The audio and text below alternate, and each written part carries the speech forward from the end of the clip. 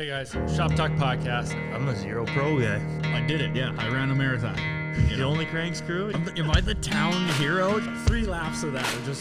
That story. Maybe not. Maybe not. Hey guys, Shop Talk Podcast here, episode 112. Back after a 1-week hiatus, Brody. Mother's Day. Mother's Day. Yes.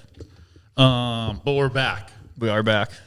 Shout out to Woody's Traction. Use the code SHOPTALK10. Save yourself 10% off and free shipping. Kyle, Hello. your favorite Woody's product? 10-inch round bar. Perfect. And then shout out VS3 Suspension. Vince Van Slyke. He was just in the high desert again of California testing side-by-side shocks, but he does his own thing, VS3 Suspension. He'll get your dirt bike forks and shock tuned right up like you're on pillows. Nice. Forts and floats. Forks and floats. And boots and cats. Today, episode 112, we have the 552 himself, Matt Mclovin Feil, in the Shop Talk studio, all the way from Bemidji. How's it going, Matt? You know, it was a super long drive to get here. So Yes. pretty happy to be here and talk about snowmobiles, racing, and obviously some other stuff if we get to it. Very cool. One side note, Kyle, before we get started here, our new limited edition merch drop. Did you get some? They'll be here this week. Okay. Okay. It must be coming from the Strait of Hormuz or something. Well, no, they're custom. They got to get custom made. So, American made. yeah. In Are America. They're in America, yes. Yep. So those will debut those probably next week's episode. Sweet. So the same thing as the free KG shirts. It'll be a limited 2-week block of Purchase. window to purchase. Pre-order. Yeah, pre-order these shirts. So keep an eye Once out. we get all the orders in, then we'll order them. Yep. 100%. Put me down for a free KG shirt for sure. That run is done. Yeah, we got one left. Yeah. Yeah, we have one. We have one left. Maybe we could auction it off or something. Best offer. Shout out to Zach Hilton Yeah. because he's the one that bought it. Maybe we could auction We it should off. make it into a silent auction. That would be good. But this new limited edition shirt is. Oh, I could sign it, and then it could be a silent auction. You could do that. Yeah, That'd be sweet. it's a signature Kyle's idea. Yep. It's Kyle runs these certain pipes, and we kind of redesigned that logo. So retro throwback. Kyle's idea. Kyle's idea. No. Yeah, it was my idea. It'll be cool, though. It looks sick. Yeah. I can't wait. So stay tuned for that next week. So Matt Feil in here. I shout out to Emily Pearl. I just got done looking through the book, getting some notes on Matt here. I got a couple things for Matt. He turned pro. What year did you turn pro? 2017. Yep. You have, from 2015 to 2017, you have the 7th most pro stock starts at 99. Holy shit. Damn. 7th most. 99 starts. Yeah. 99 pro stock starts. Well, that's pretty cool. That's a lot. Yeah. Holy. Multiply that by what the race entry costs. I love my mom and dad a lot. That's wild. Damn, that's a lot of starts. Holy shit. Yeah. That's a lot of racing. 2-time pro open podium finisher. Yep. Yeah. Yep. So yeah, I got those written down. But so me and Matt raced against each other the last over 10 years. I want to say all the way back to 2012 trail class. Oh, yeah. Yeah, for sure. Definitely starting somewhere around 2012, 2013. Yeah. Up until now. Yeah. Because I was on my old Gen 2 and Matt was on a Snow Pro 500. Yep. One of the greatest snowmobiles that Arctic Cat ever built, by the way. One of them. talked It's up about there. that. Oh, yeah. I remember thinking back to Wilmer, Matt, trail. It was staggered start when Matt was starting in front of me and coming around the corner, and Matt had crashed. And his sled's tipped up on the side in the inside of the corner, and you're standing out in the middle of the track, and I split the difference of in between your sled and you. Yeah, I got a little carried away that weekend. My dad is like, it was closer points battle or whatever. My dad's like, tighten her up, go up there and get it done. Well, obviously, I went a little too hard, as one would say. Tighten it a little too much. It happens though. Oh yeah, still does. Yeah. So long Arctic Cat your entire career Yep, so far? yep. You gonna keep it that way? That's the plan. Yes. Yep.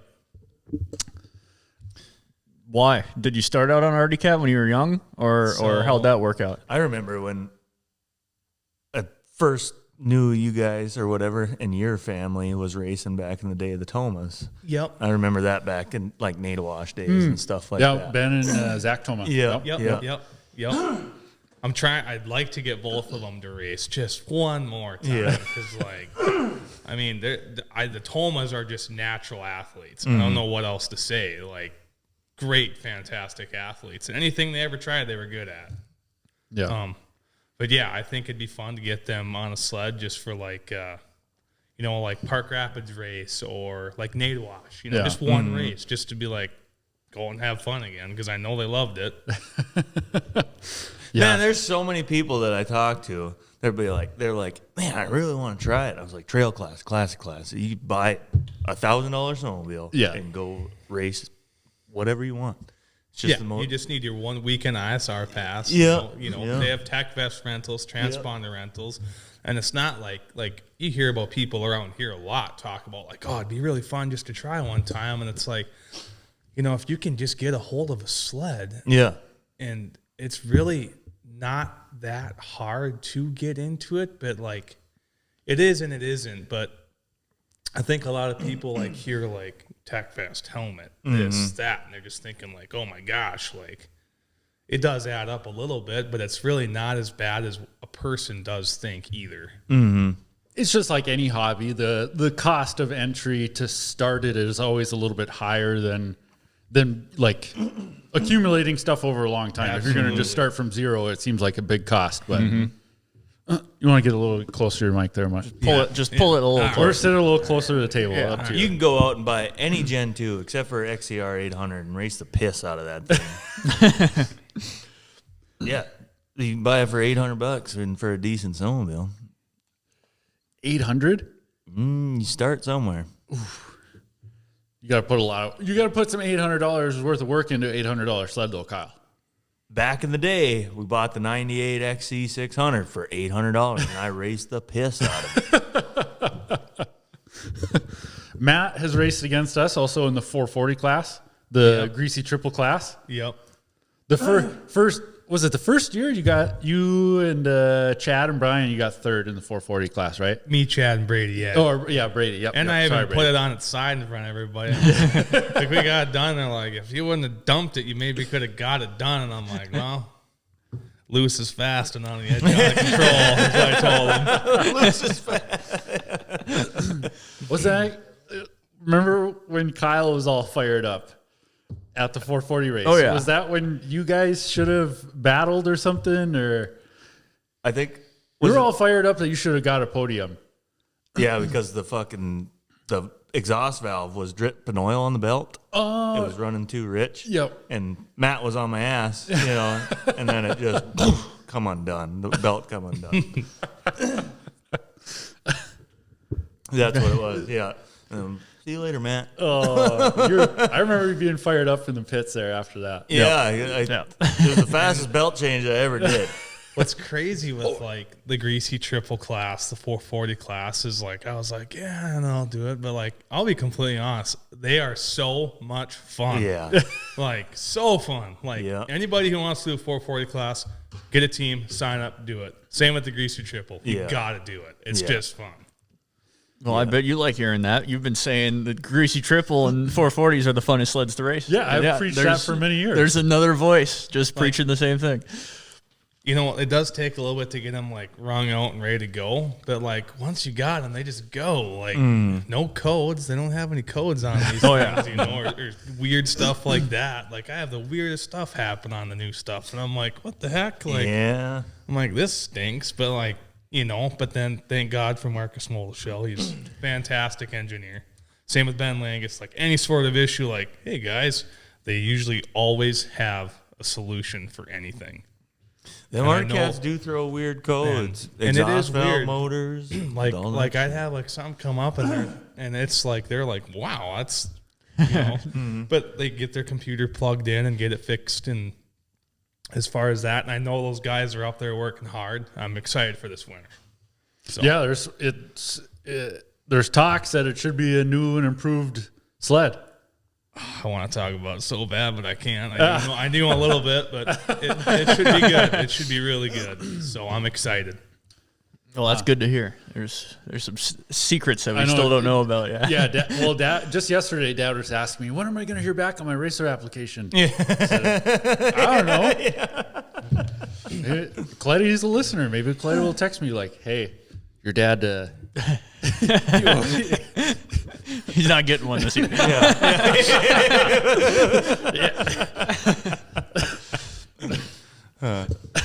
Hopefully that doesn't happen. Yeah. No, get those Masters results up, Glenn. Better luck next year. Those are rookie numbers. You got to pump those numbers up. So, Matt, you kind of had an interesting like trajectory of like the trail class and then sport, and it seemed like you only did like a couple semi-pro races. Yeah, I only raced 2 or 3. Really? Yeah. And you just jumped right up to pro. Yeah. Why was that? Big Mike. Oh, really? Yeah. Big Mike? Like my first semi-pro race, I finished right in the middle, and then I raced one in Warroad, and I got 4th. And then my dad is like, here's the deal. We're not screwing around. So, and part of me thinks that maybe could have stunted my growth a little bit. Like, because I was projecting.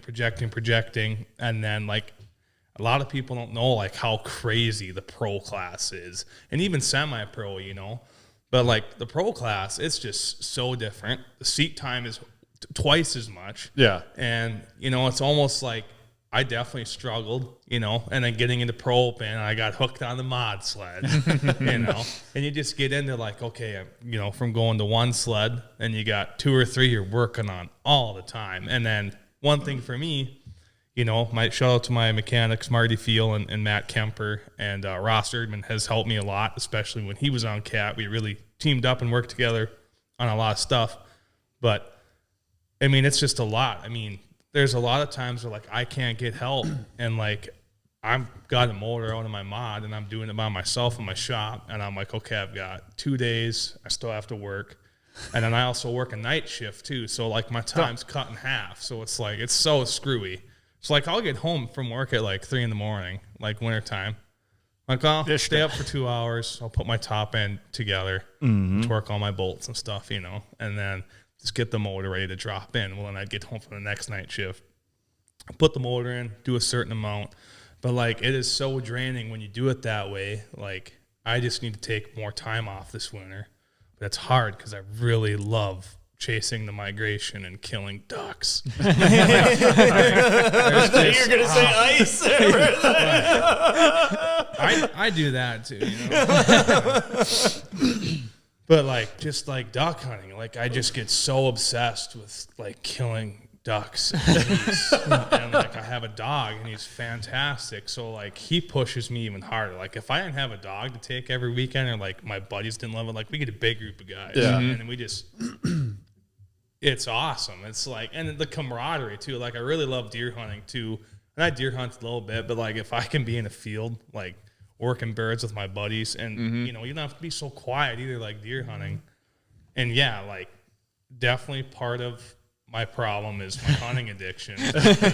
Then all of a sudden it's like the weekend of Thanksgiving, and you're like, okay, I'm gonna get these snowmobiles ready in 3 weeks, you know. And it's like you're starting from scratch and juggling work and stuff and time in. But, like, that's a lot of it is, like, and I have ADHD. Everybody who knows me knows that. So if they don't, they'll know after listening to this podcast. You'll know after this podcast, and I approve this message. But I mean, that's just a lot of it too, was like trying to be prepared, and it's still a problem because it's like I'm just bouncing all over the shop, and it's just Sounds like someone that we know. Yeah. I literally just did that shit. And it's just so nice, like when Kemper comes up or Marty will come up and help me for a couple hours. Like, it's so nice because, like, I don't have to.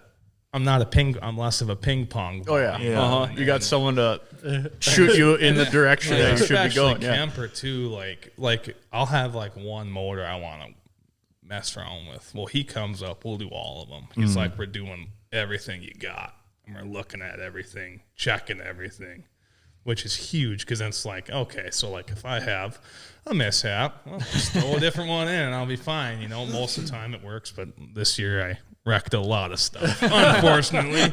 But that's also part of the game. Oh yeah. Yeah. Oh yeah.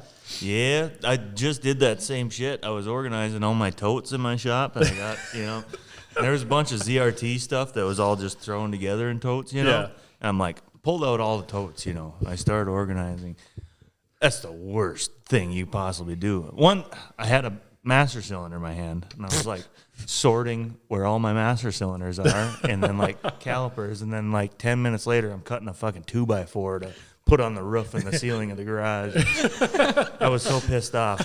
And then I walk back to find a saw, and I see the master cylinder sitting there. I'm like, oh, shit. And you're putting the tote back on the shelf, and you're like, oh, this shelf is a little loose. And you're screwing the shelf together. And like, I always get, it's so funny, like every spring, I'm like, I haven't done anything or touched snowmobiles yet. And I'm hopefully waiting for, I'm going to give it one more month, and then I'm going to start to organize and stuff again and just see what I got. And I definitely know I've got an outstanding balance with Coletti. I'm still waiting. I'm holding out as long as I can for that email because I'm like, just forget about it, please. But like you said, you'll find something, right? And then you're like, oh, I'm going to work on, my clutching stuff. Well, then you're doing your clutching stuff, Oh, well, that's for that pair of shocks, man, or that's for those springs. Yeah. Well, then you start working on that, and then you're like, okay, I'm done with this, and I'm like, oh, yeah. And you got to go back and do more like with your clutches. Yeah, it's amazing. Like you'll think you'll have everything like picked up, organized, put away, just money. Turn around and it's all still just covered. You'll find more stuff in the trailer. Yeah, they're in your toolbox, and then you're like, it's really funny too, like. There are obviously things like you'll start out with at the start of the race season, and then you're like, where the heck did this go? Yeah, yeah. And then you find it, and you're like, wow, that's where that's been that whole time, and I just never saw it. Yeah, yeah. I did that same exact thing the same day. It's shit just. It lumps up. So I'm digging through my clutches too, and I found my clutch taker aparter tool, and I was going to make a jig on my bench to mount it. Yeah. So then it's just permanently there. I don't have to fucking put it in a vise or anything like that. Mm-hmm. And the bench was a little loose on the wall. And I start going in there, and then here's a loose 2x4s. I'm taking the damn wall apart and the whole shop is tore apart. And then I turn around and look at the clutches. I'm like, oh yeah, that's what all of a sudden Kyle's like got the whole west wall just like down to the bare studs, like trying to redesign everything. And that's what I was doing. Yeah, I've done that too. Yeah, I was like on the edge of going to town and buying paint to paint the wall. It would really open this up if I painted this a different color. It looks so much bigger. Yeah, I was sorting clutches and I painted the wall. Speaking of like clutch holders, like if you ever, you guys, I could talk to Kemper. He makes some really sweet tools. Yeah. Like he'll make like a thing that fits right in the vise. Yeah. With a rod. Like gets ornament washers. It's awesome. Like he's like, I really like Articat's secondary setup for the secondary clutches, but like Kemper made a really awesome one for primary clutches. And it is bitchin'. Yeah. Yeah. I don't really like that SLP one that you guys use, that smasher. Oh, that red handled one. Yeah. That's just to compress the clutch just to get the roller weights out and shit. No, yeah, mainly get the cover back on the outer sheet just so you can screw it back together. Yeah, but the angle on it is just a bitch. So I just use the secondary clutch tool and fucking spin it. Oh around. yeah, you could do that too. Yeah.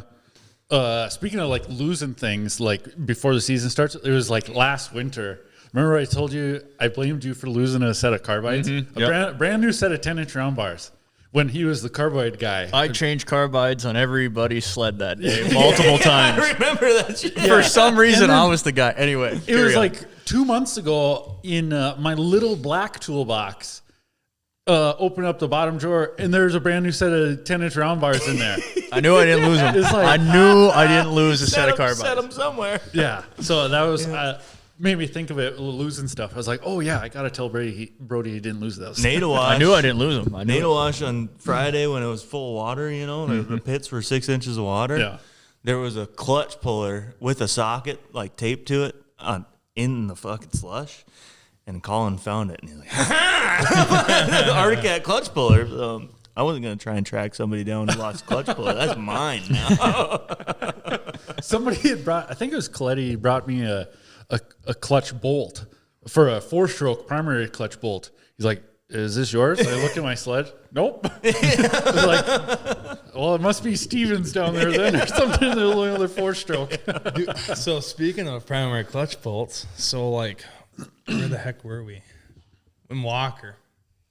And like I had a bad qualifier, and I'm like, I made some changes, got the sled to feel better. I'm like, all right, like let's see what happens. And we took off, and I'm like, what in the heck is going on? Like something just didn't feel right. Well, I put my clutch on, and my washer got crooked like that, and didn't tighten all the way. Well, and all of a sudden, I'm just going down a straightaway full wick. And I'm like, what the heck is that?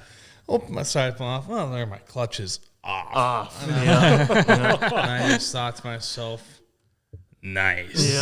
Yeah. We've had it happen before on them triples. Colin and I both have had it happen where the outer bearing on them triples goes out and it heats the end of the PTO shaft so much that the fucking primary bolt pulls out. Backs itself out. Really? No, the threads just pull out because that bearing's going out, you know, and it heats that up so much that the primary clutch bolt pulls out.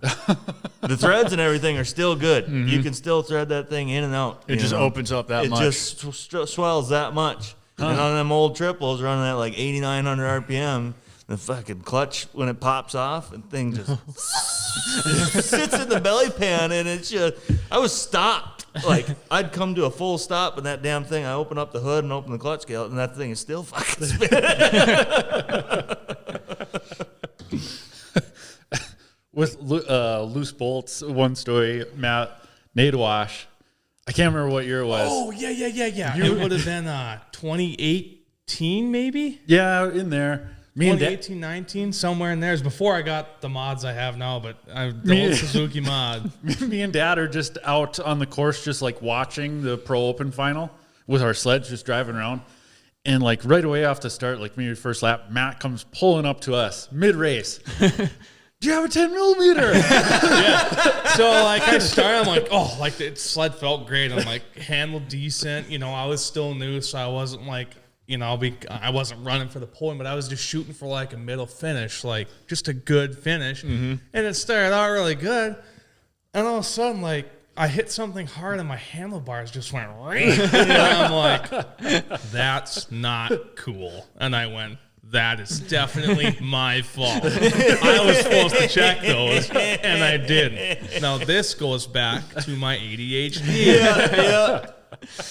Yeah, that's the same thing that happened on that ZR. Thank God you had a 10 millimeter. So you did have a 10 mil on you. Dad scurried into his little toolkit, I think on his 4-stroke, and yeah, he pulled out a 10 millimeter and cranked him tight real quick, and me and Dad just like, give her, and they said give her, and I'm like, see you guys later, thanks. I'll see you at the finish. I have a lot of like good stories. What do you think when you're racing? I sing to myself a lot. Do you? Like I sing like AC/DC, little Johnny Cash, sometimes some John Denver. Like I get like a humming John Denver. Yeah, there's nothing wrong with John Denver. I mean, might have been kind of a doomsday prepper with the whole gas ordeal. Yeah. Country roads. Legendary song. So you sing a lot in the helmet, huh? Okay. Yep. And then like in that too, like I'll get behind someone and I'm gaining and I'm just like, all right. And I'll be like, don't break, break. Like wait till I see their light and then try to push it just a little bit further. Yeah. Because remember Corey Loeffler was trying to get people to wear mics. Oh, Did you wear a mic? Oh, yeah. Yeah, I remember that. And it kind of, you could hear a little bit at the beginning, but then it kind of went staticky or something. Yep. Like you'd have to get pretty close. It was weirder, like on the mods, you know, they're so high strung when you're wide open. It's just like, whee! That's all you hear. But like when you come in that low bottom gurgle, like I think you get me. I'm going, oh yeah, let's go. Like I was just pumped. Like I was flying. Then, like because I was catching Dylan Stevens. I do not think I would have caught Aaron Christensen. He was super fast that day. He was super fast. But then I ended up getting around Ree. And then I was battling close with someone else right away there too. Because then Aaron won, I got second, and Ree got third. That was a timed race. Yep. Yeah. Yep. Because I always struggle on like the heads up starts, but like I don't get tired. Like for whatever reason, like Pine Lake, like Park Rapids, like those long distance ice races, like it's weird. I'll get like kind of tired on lap 3 or 4. Yeah. Coming for gas, and I'm fine. Mm-hmm. Like the second all I win. needed was 12 seconds for my big dump can, and I'm good.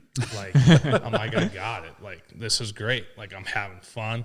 Like in Pine Lake was so funny because like he had me mic'd up and I come in the gas stop. How am I doing? And them fuckers, they wouldn't tell me, you know, like well, you're doing pretty good. Like I'm like, just tell me how I'm doing, you guys, you know, because like a timed race, you don't know where you I'm are sitting at all. there like wondering. But thank God for my dad Michael and he's a dentist, does not look like a dentist. He's never dressed like a dentist. But, like, there he is, right at the past the finish line, right by that one corner. The brown Carhartt coat, blue Elmer Fudd hunting hat. Got the big Danner boots on and his blue jeans, just battling the cold. He's doing, like, holding up 4. I go by another lap. Then it's down to 3. And then pretty soon he's like, you're in second. And then that last lap, he's just windmilling like the son of a gun. And like he was pumped up, you know, and yeah, that was a super fun race. Like, and I just love Pine Lake because I was super close with Hunter Hoole, and it's kind of a sentimental spot. And like I've known the Deerdals most of my life. Brian Deerdahl is partially the reason I got in snowmobile racing because of my Uncle Marty and Brian. And that's cool. And like Pine Lake, you know, like for the guys at this table, like that's kind of our hometown race. Like our families grew up around Clearbrook, Bagley, Gonvick, Minnesota. Like, I mean, I was born in St. Cloud. I'm adopted. But people get it, you know.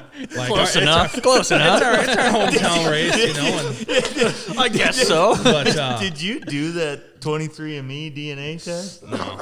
Okay. Why do I look Jewish? Yeah, I was gonna say it's gonna come back Ashkenazi Jew. I got up early today and I helped get my buddies building his house. So I helped do in-floor heat tubing and rebar, and I actually man shit. We were just talking about man shit. And I shingled my buddy Caleb Manicky's roof last July, and he's German. And he was there when I got there, and I was like, "Good morning, Führer." And he just started laughing because, like, the big joke is like, "I'm everybody's favorite Jew." Like, we don't really know if I'm Jewish or not, but it's just because I got a big nose. You know? That's what makes it funny. But we don't it's even just know. funny, like we just joke, like, like where were we the other day? Like we went out to eat, and my buddy Austin got some change, and he's like, "You want my penny?" And I'm like, "Yeah." I'm like, "What kind of question is that?" You know.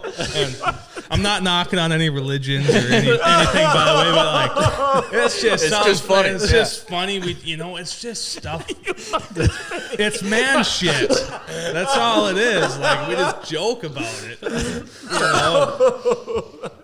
And then like we got done, and like today, and like we had donuts for a snack, and I asked my buddy Caleb, he's German, I was like, "You got any bratwurst or sauerkraut in that work truck?" You know, just and I'm just beaking him, of course, too, you know, but like it's just fun stuff when you just can beak your friends like that.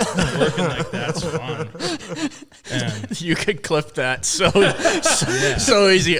Everyone knows. I'm everyone's favorite Jew. Like people are telling, like my dad calls me Geronimo Goldstein. I don't know if you guys know who that is. So I don't even know if I know who that is. Like I think I looked Goldstein up one time. I'm like, whatever. Yeah. Some dads have cute nicknames for their kids.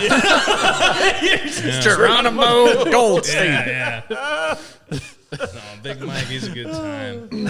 And then like I've heard I look like the one dude from American Pie. Yeah. Or Adam Sandler. Your I've heard nickname before. is literally Mclovin. I know. I thought about. So funny. That one's a tough one, though. It's funny as hell. I've been cheaping out super hardcore on the glasses. So I got like new stigmatism correcting contacts this year, and I'm really excited to try them in the ditch because like I noticed like I can see so much better, and I'm hoping that improves my terrain riding because like I can't see. And like Claudia's like, what's going on and stuff, and I'm like, motherfucker, I can't see. Like I'm trying.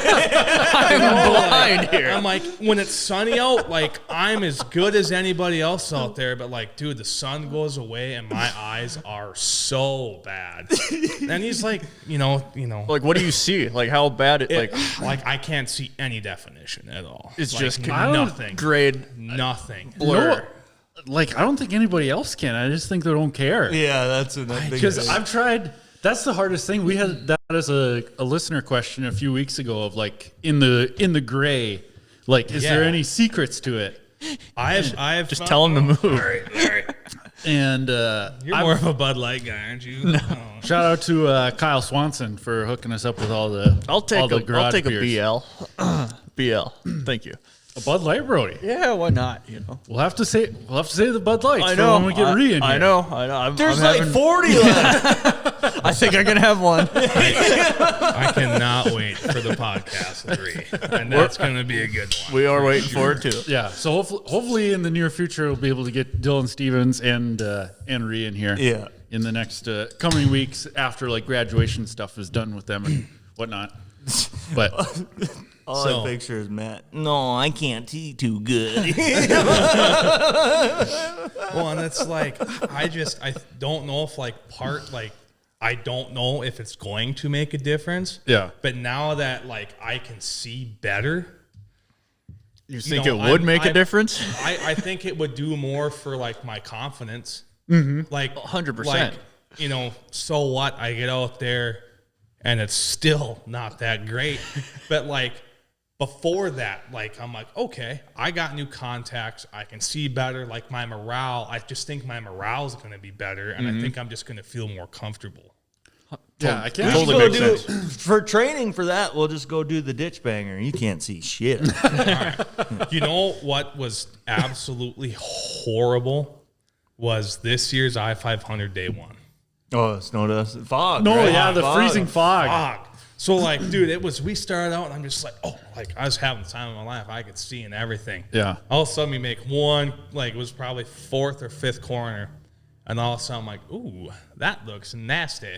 And then we got into it and I'm like, it was like the guys off that movie, the Django Unchained. I can't see shit out of this fucking thing. Like that's the thing too. And you're just Hold on, I'm messing with my hole. and it's just like you're going, and I'm like, you're just like, keep it wick, keep it wick, keep it wick. So you're riding like this, Scrubbing, just yeah. scrubbing the entire time, and it's like, and yeah, it was probably some of the worst visibility I think I'd ever rode in. But after about. We jumped on the river, and then once we got on the river, it wasn't so bad. But like, it was like pins and needles, like, and you knew it wasn't going to be super, super bad because it hadn't been like just pounded out yet, So you're like, most of the stuff in the back of your mind, you're like, okay, this is going to be pretty forgiving, like just be on your toes, but you can't. And then Derek actually caught up to me there right when we got on the river, so I was obviously holding off a little bit. And I just stayed on his bumper the whole race, and then we were dead speed the same, like same speed. Like I could catch up a tiny bit when it was super super rough, and then and I'm like, oh my gosh. And then I get like close, and I'm like, I just need to back it down a little bit, And then he must have got hot. Like his sled got hot. And then he started dogging. And it was just like, whew. Gone. Like I was able to get around him again. And I passed Benny. And then, yeah, I mean, they were definitely like heat soaking like crazy.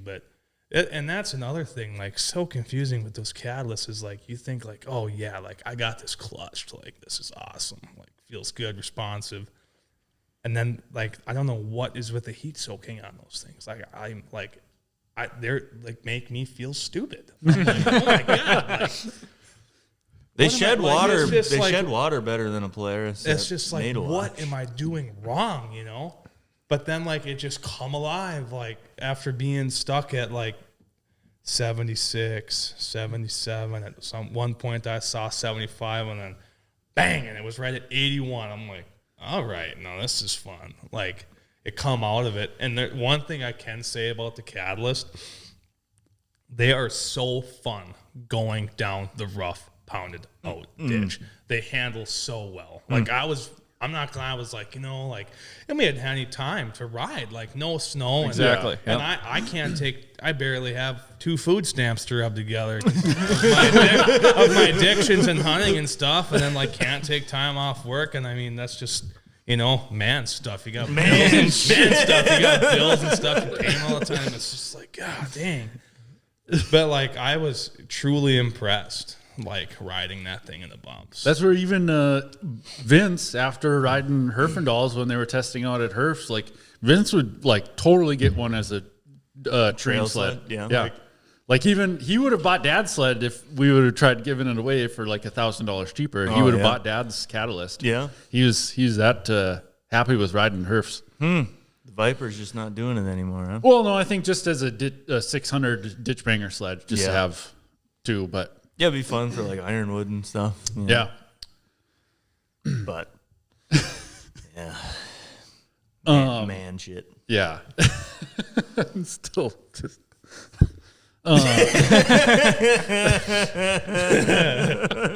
Good shot, Miguel. But so going all the way back to the first question that started this ramble was I don't remember what it was. You not too many semi-pro races. You went straight into pro. Yeah. Your dad did that so you would learn from pros right away. He pretty much was just like, don't be a fucking pussy. Yeah, if you're gonna race, he's like, if you're we're racing pro. If we're doing this, we're doing this. Yeah, and you're putting yourself in pro. And it, I definitely struggled. But like, I remember my second year in pro at Pine Lake, I built my first mod, qualified 4th. Not bad. And was running 3rd. Not bad at all. Had to roll to go bad on my Arctic Cat primary clutch. That never happens. I was pretty sad. I was pretty bummed out, but then I'm like, you know what? Like, I showed good speed. I was driving great. Like, it just felt good. Like, it was going pretty good. Well, then the next day was pro stock, and that thing was fast. And that too, like, and I'm not a wizard on sled setup either. Like, I think I just got lucky. Like, it seems like there's a lot of times where I'm like, I'll make a change, and I'm just like, God, like, it's just hard to explain because you're just like, is this better? Is this worse? Or you just kind of, that false sense of security, you're just kind of like, oh, it's got to be better. Like you almost, like, I'd almost psych myself into being like, this is better. Yeah. It might not, like, maybe, not paying attention to you detail. made the change, so you want yourself to be like, I made a good change. I feel like sometimes I get stuck telling myself, like, this is better. Like, it's better. Yeah. It has to be better. I think that's just human nature. It's just twitchy as hell. It's getting better. It's just getting more twitchy. Yeah. I have to learn. I have to learn how to ride it this way. I remember qualifying, like, and I started in the back. Like, I started in the back at the head, like, and that was a timed race too. Snow dust was bad that year. Pro Open was heads up, and then Pro Stock was timed. This would have been the winter of 2017, because it would have been, but it would have been our 2018 season. Sure.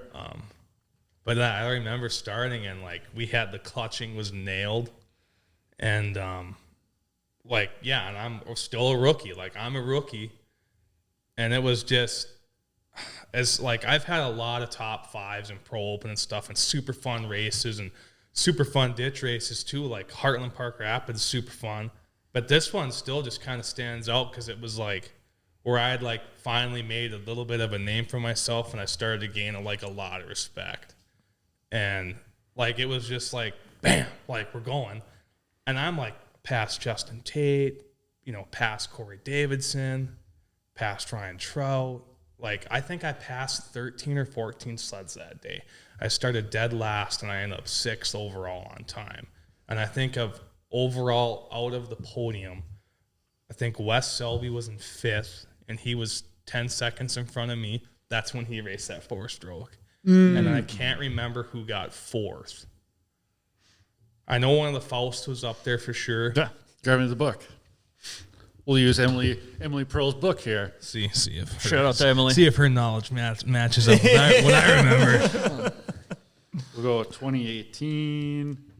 It's crazy how you can remember this stuff because I can't remember Nothing. If you asked me about like a weekend, I could tell you what I struggled with. What like that's part of like your age. Yeah. Like it seems like because of my ADHD, I can remember like so much. Yeah. Like we'll be talking about something, like thinking of what we did, and I'll be like, we did that. And then everyone's like, yeah, we did do that. Like, it's just crazy, like, what a guy can throw in his little memory bank. 2018 Pro Open, you got 8th at Pine Lake. Roller went bad. In stock. And Stock Pro was Stock, you got 6th. Yeah. Nice. Who was in 5th and I remember that weekend. It was Herf, Taylor, and Gabe. It was a timed race. Yep. And It was fucking cold.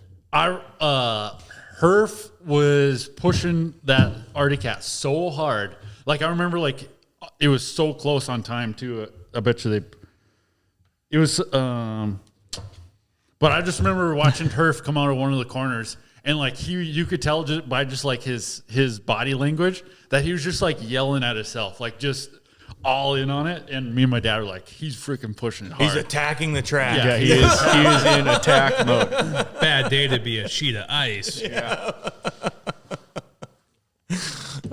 I still, to this day, I don't think there'll be anybody that throws a snowmobile that hard into a corner like Zach Herfindahl. It is something It is special. amazing. It is something different. Like it's wild to like watch. I tried his setup and it was really comfortable. I'm just not as manly. I'm Not not as afraid crazy. to say it. Yeah. Like, But Herfindahl drives school bus, you build houses. actually, I drive a forklift. Certified forklift operator. So So. he beat And I help build houses on the side. I help my Uncle Greg a lot. And he beat Taylor by 4 seconds, and Gabe was 8.5 seconds back. So it was a close top 3. And by time there, I think the top 6 were all within like Was that 45 seconds of each other, 50 seconds to top Was that Gabe's 6. last year? Yeah, It I think was, so. wasn't Yep, it? Yep. That was the race where Wesley had such bad thumb pump from the 4-stroke. He was pushing to where it. no, he wedged his elbow into his side and was using his fist on the lever on the 4-stroke. Shout out Wes Selby. Man, shit. Yeah. Yeah, man. I couldn't get that thing to handle like I wanted. Shout out to Wes Selby. Love the Snapchats you send me, buddy. I love them. Hope I get more soon.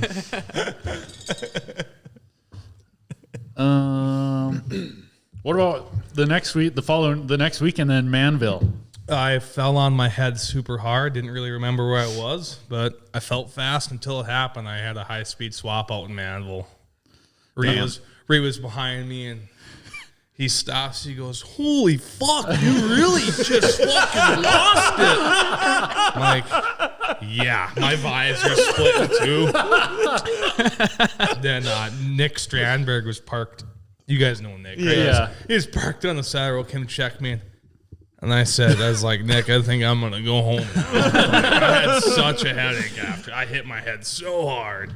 Must have been concussed. Ninth in Pro Open, DNF, and Pro Stock. Yeah, Pro Stock did not go well.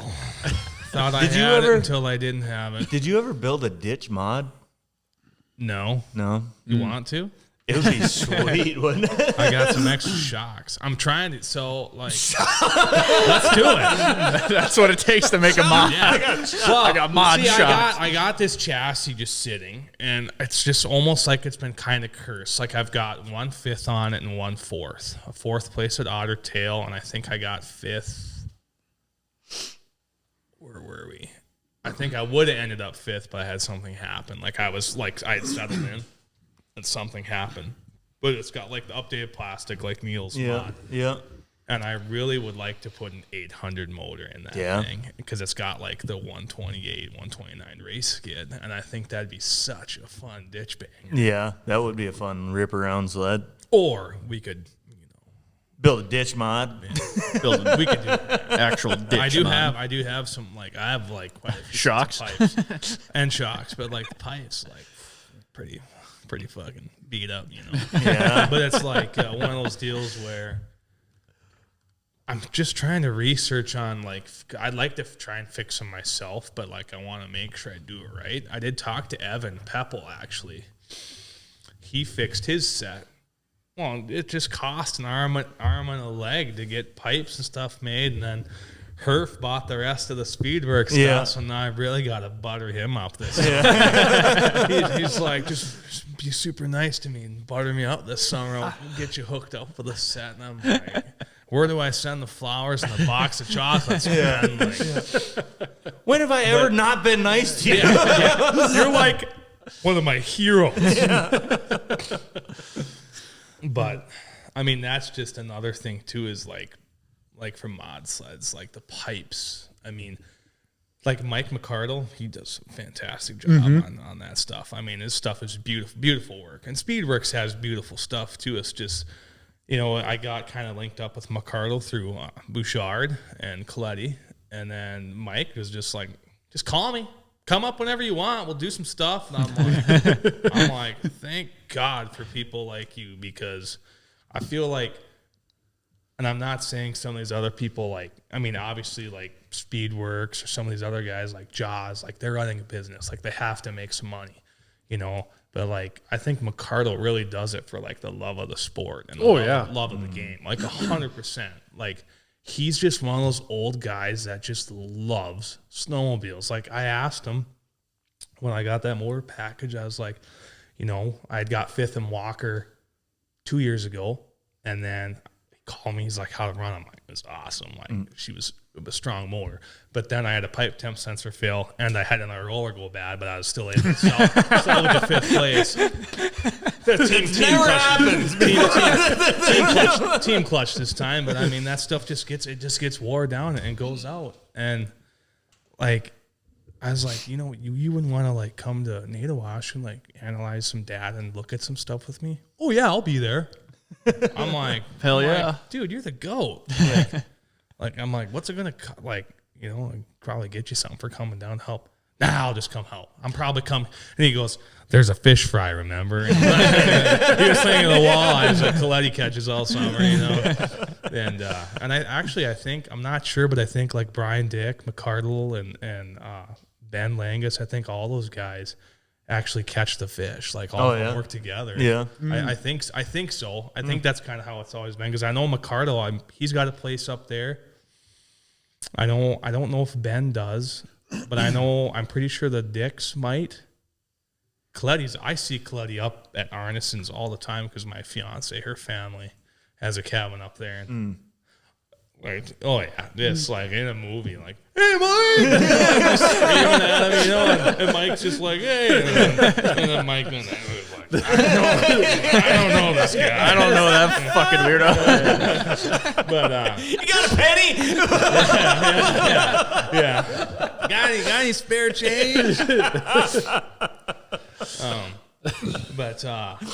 Yeah, like that's a lot of that stuff too. And then I'd like to get into a topic of talking about the pro stock class, because I have a little bit of a bone to pick with some of that stuff. Yeah. Well, shout out to Mike McCardle, because I call him a couple times a winter ever since I got to know him through the Cataract stuff.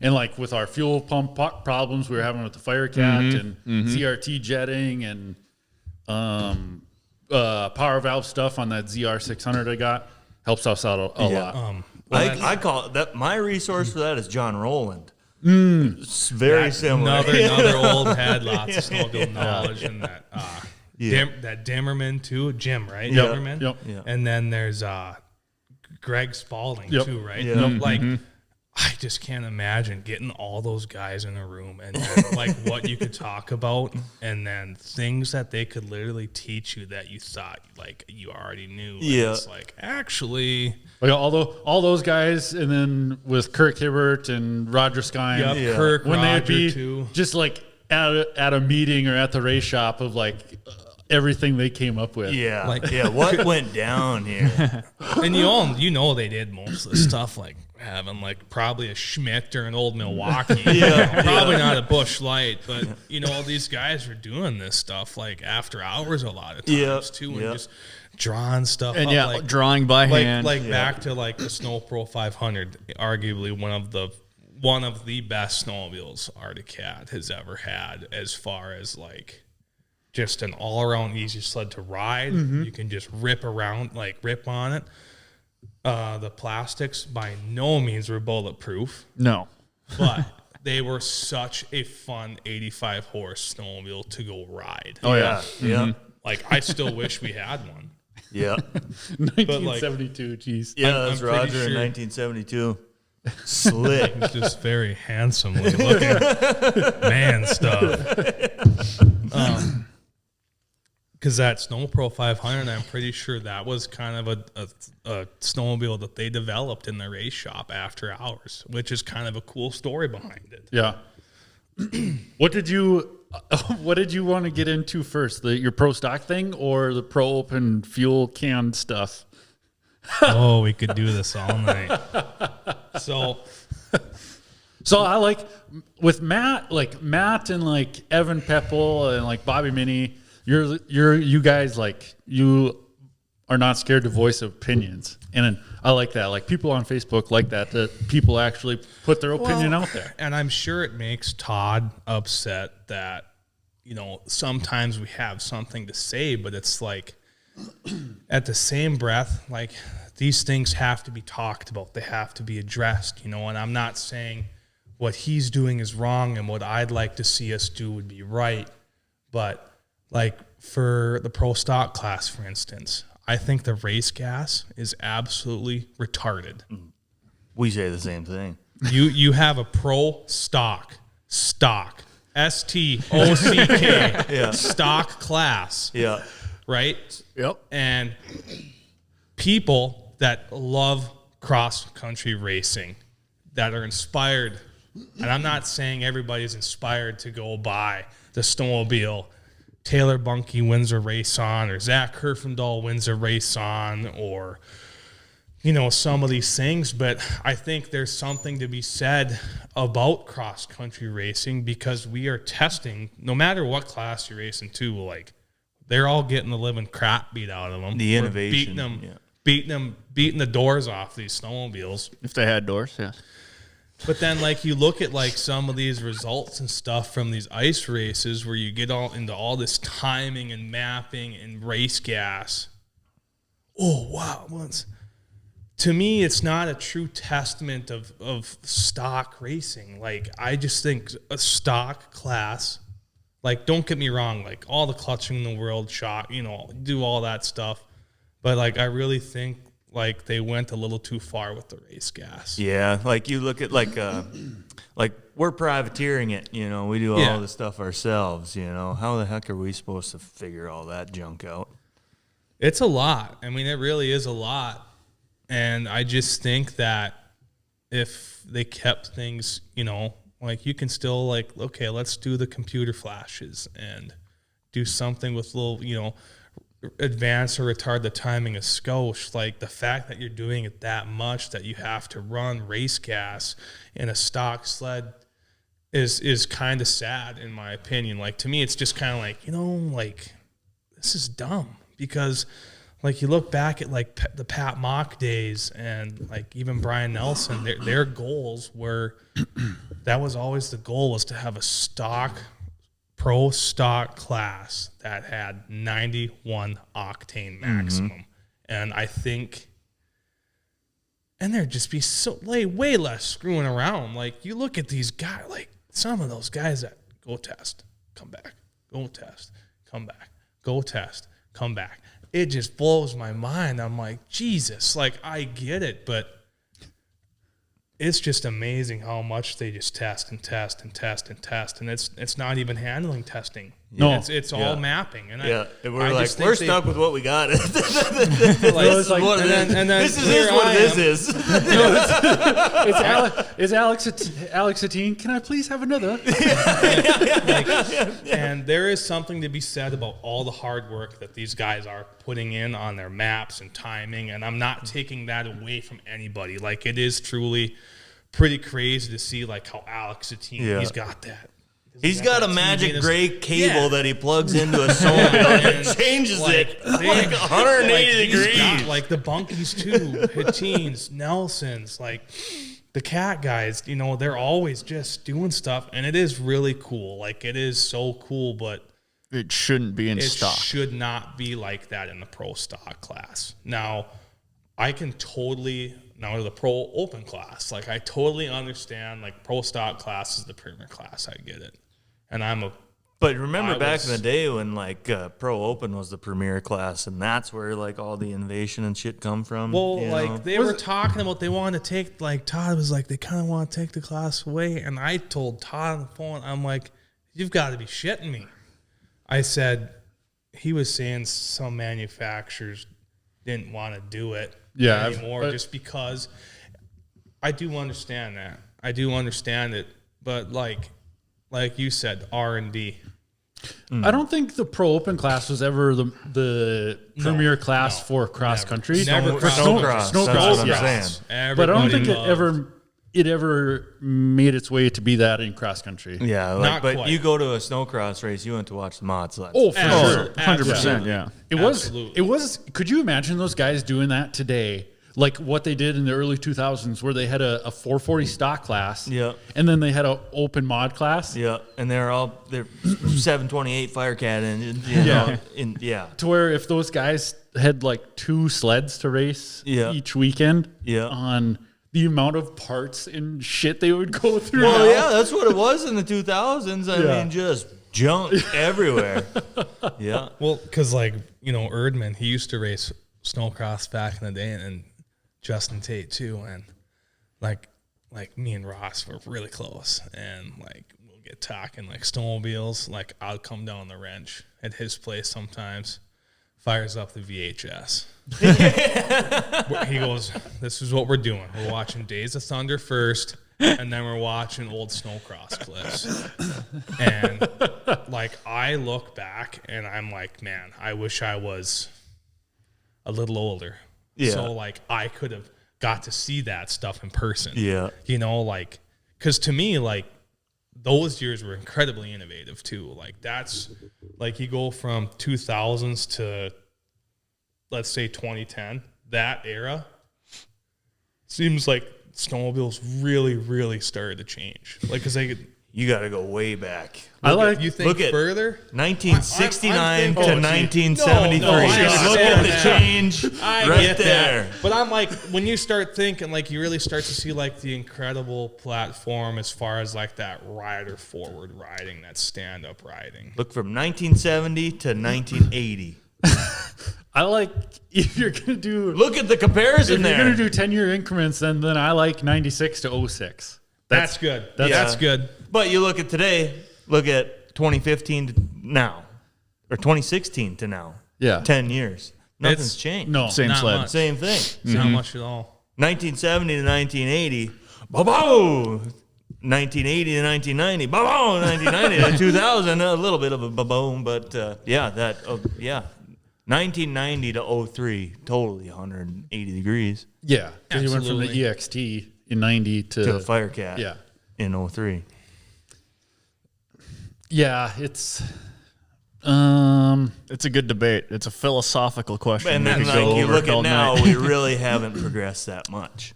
No, like since Polaris switched from the Axis in 2015, 16, 17 to what they're on now, the Matrix. Yeah, pretty similar. Mm-hmm. The Pro Cross to Catalyst, pretty similar. the Skidoo Rev, whatever it was, to the Rev 5 or 6, or the Gen 5 or 6, whatever they're on now. Ninja Turtle. Ninja Turtle. But yeah, where is the next innovation? Well, and that's a lot of stuff too. Like, we've been in this game a long time, and we've seen a lot of stuff changing. Like you said, the last couple of years, like obviously there's been some plastic changes, but as far as like geometry and as far as those things go, like how much more are they gonna change? Well, they have the exact same debate in like dirt biking too. In dirt bikes, like I'd say the 4-stroke like innovation kind of peaked out in 2014, 15, like where everybody got kind of established, like they figured out their valves and everything. To where like the last 5 to 10 years, it really hasn't changed much compared to like a 04 CRF 450, which was pretty sweet in its time. I would love, they always compare these old CRF 450s to where I'd love to try like a 07, 08, because Chris Kiefer, he did a comparison of a brand new mint 07, and he rode them back to back to a 2025. And he said this 07 is just so easy and forgiving to drive that like all the new stuff is so rigid. And that's what, didn't Ryan Villepota just went on an interview or some shit like that, and he was saying that they're going to test his 08 250 to the new 250. Yeah, you did send that to us. Yep. Someone was saying that he started to do some more hair scrambles and stuff again. Like he was racing again a little bit. Vince went down there that quad hair scramble he's someone that I personally don't think raced long enough in motorcycle. Oh God, no. Like it would have been really cool to see like how far he could have went and like how like he could have stayed on top. Like he was fantastic riding. But that's just, and in that era too, it was him, James Stewart, Dungy. Yeah. I mean, he retired when he was like 27. Tomac was racing pro then too, right? He just, I think, just started. Yeah. But like that group, well, Chad Reed, he was still racing too. Like that era, like that group of guys. I think that's fast. That's like probably like the most niche, coolest era, because like everybody had Liettes. Kevin Windham was still racing. Yeah. I'm pretty happy that Kenny Rock got it done. Yeah, I was pretty pumped. Oh, that was cool. Everyone thought it was cool. Even though he's German, I was still pretty pumped for him. Still pretty pumped for Kenny Rock. You forget that he's German. He seems like a California he switched kid. to U.S. citizenship. It's good in my book. Yep. Did you get your citizenship? I haven't got any reparations yet either. You're not gonna. I know. With talking about dirt bikes, $6 million. Too much. With talking about dirt bikes, shout out to Tim Olin. He was the winner of the RM Fantasy Shop Talk group. So and then he said Willie Schmidt was the one that turned him to the Shop Talk podcast. Yeah, very cool. So then to hit up Willie to get his address. So I see Willie is selling his Express, or not his Express, but his Transit. Oh, really? Yeah. Oh, I see Willie goes dirt bike riding all the time. He never invites me. Sad.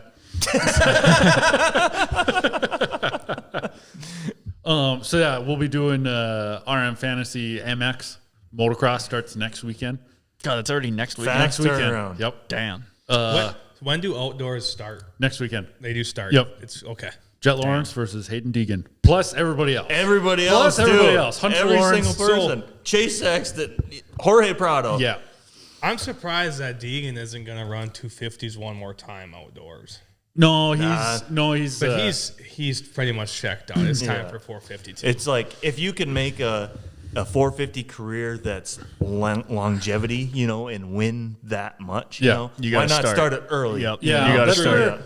And he's got all the, he's got the strides. He's got like the headset for like, he's been having things go extremely well. Like he's probably just like, feels so ramped up. Oh yeah.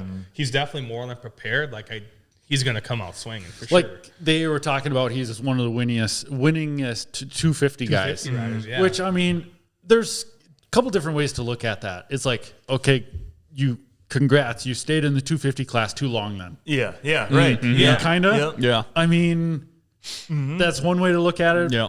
That's I don't know. But no, I'm excited for outdoors. I'm Yeah, jazzed. that first race is gonna be. Yeah. I might have to watch that. That starting gate is gonna be hot. intense. Jet Lauren's coming off a crazy injury. Yeah. And he's undefeated at Paula, and Deegan's undefeated at Paula in the 250 class. So, plus everybody else. Yeah, everybody else. I think Hunter's going to be good. Jorge's going to be good. I don't really want him to be good, but he's going to be good. Sexton will be Sexton. top 5 somewhere. Is I think. did Tomac? Is he? Did He's he coming back. Tomac's going to be back? Yeah, he's going to be there. He'll be. Did he race at all recently after he had gotten hurt, or is this like he's just starting? Yeah, he podiumed the last. What He did didn't in last weekend. No, he crashed. Yeah, he crashed. He hurt his hip. Yeah, he hurt his other hip now. Yeah. But yeah, he'll be back for outdoors and supposed He'll to be. probably come out like And a Cooper ball Webb's of fire coming too. in, and Dude, Dylan Ferrandis. Yeah, Am I Marsha. the only one? Like, you hear that Cooper Webb talk, and you're just like you just for me, whatever. I kind of get irritated when I hear him talk. Like, people probably think that about me sometimes. Just trying to be myself. I like Cooper Webb just because he's an old head, you know. He's younger than us. Yeah, but Old head. he's been around the game a long time, you know. Yeah. See his name for a long Well, time. yeah, you're not a 3-time Supercross champion for nothing. Yeah, so right. he did it. Yeah. But so yeah, just wanted to, being we talked about dirt bikes, get that out. He's one of the only motocross guys that I follow on Instagram. That must be cool then. Yeah, he's pretty cool. You know who else I kind of miss seeing? What's his nuts? There's so many dirt bike dudes. Australian, Australian. not Plessinger. Dean Wilson, right? Ain't he from Australia? No, he's from the UK. Yeah. Coming from a land down under. The opposite ends of the world. He's one too. I really wish like he would have raced a little longer because like He's he still wasn't racing. the- I thought he raced announced last his weekend. retirement. No, he God. didn't race. He did like the last 7 races. Everybody Yeah. needs to be careful about those fake accounts on TikTok. If they can get me, they can get you too. I wish he raced longer. And he's See, I thought someone was saying he retired, and I thought I remember reading all about he it. did. He did a retirement thing, but he's been just still racing, like semi-racing, like what Tate did this year. Yeah. is what he's kind of been doing. He was just racing in Brazil this last weekend. I still can't believe like Justin Tate and like Erdman can go out there and just ride like that. I'm because between Erdman and Tate, those guys are just broken. AC, Aaron. Christian. And Aaron, I forget him. Yeah, but Aaron's so healthy, dude. Like he won't have anything out of plastic. It's amazing. Like Jana got some new Tupperwares. And they're glass Tupperwares, and I'm like, I'm health. she was like getting like meal prep ready, and I'm like, Jana, I'm kind of feel like Aaron. She's like, Aaron. I'm like, AC10. She's like, why? Because he's healthy and eats out of glass Tupperware. Yeah. I got all copper pipes in my house. I'm good. I don't have none of that PEX shit. Yeah. Though I mean those guys too, it's just something else. Like there's some oval guys too that are really old, but I'm sorry, every racing discipline is absolutely nuts. Nothing is as brutal as rough, nasty cross country races. I mean that is just beating. Yeah, the drifts that are sideways and you got to launch them fucking things. I hate that. I absolutely hate that. Well, and there's like the good old It pisses classic. me off when I hit that shit. There's another one. You also get that Here we're going classic- sideways through the air again. that classic Thief River 2-foot stutter chop. Yeah. This is Yeah. fun for 3 miles, and then you get into a different section of dish. You're just like, like your hands relax. Yeah. And then when you turn east and west again, you're like, God damn it. Bang. They're all sideways now. It's like that song "Don't Stop Believing" starts playing in your head. Don't stop, and you're just like hanging on. I think that's hanging on only for you. life. That probably is. That's back to that Thief River race too. That nasty flat light. Oh, Yeah, in them fields. looks pretty flat.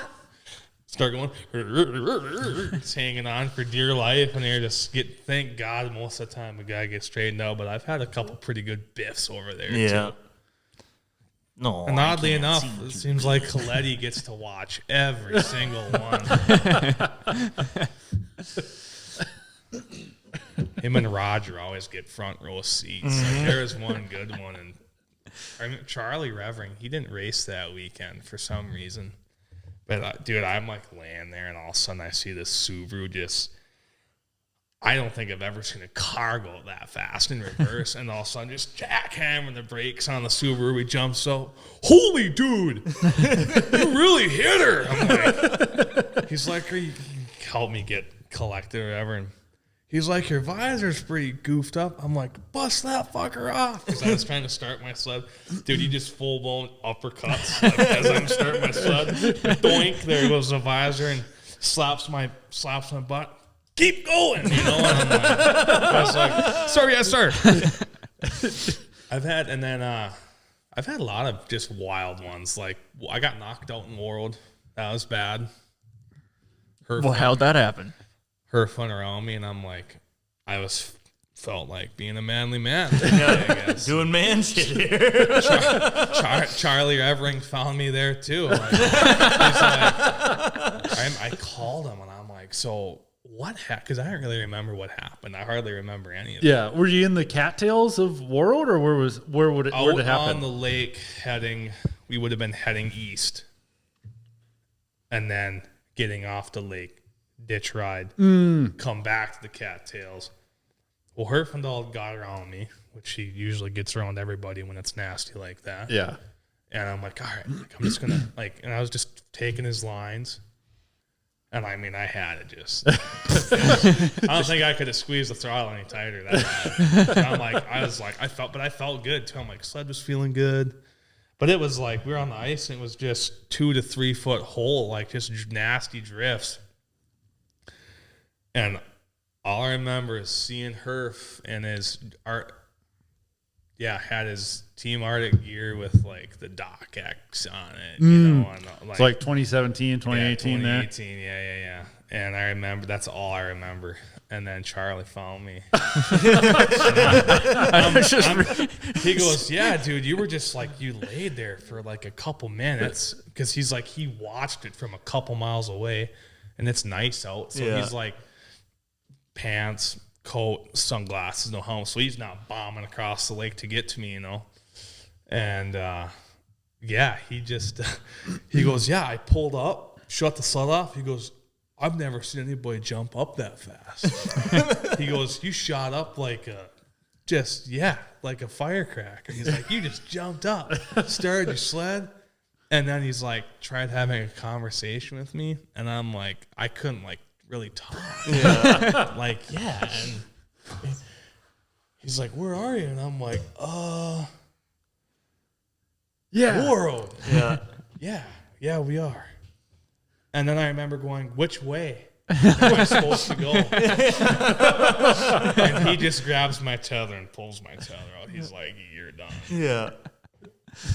And then Derek Coletti and Jesse Hallstrom are watching, and they come up. And Charlie goes, someone needs to drive this snowmobile back to the pits because Matt does not know where to go. So then here's your sign. Yeah, dude, it was just crazy. And, dude, of course, Jesse and Derek were like, little punks. Yeah. Little punks still, you know. And they're like, I remember Derek was like, well, were you having fun? I'm like, I think so. I just couldn't think. And then we get to we finally get back, and I had to have someone help me get undressed. And Abe Olson's mom. I don't know how zippers work. So Abe Olson mom is a nurse. And because she had heard I ate it hard, she comes over. She's like, come on.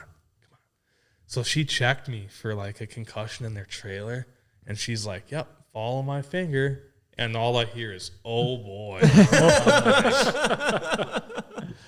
My dad's like, go grab, he's pissed. He's just not pissed, but just upset at the situation, because he just wants me to finish and do good. Not crash. Yeah. Not wad shit up. Yep.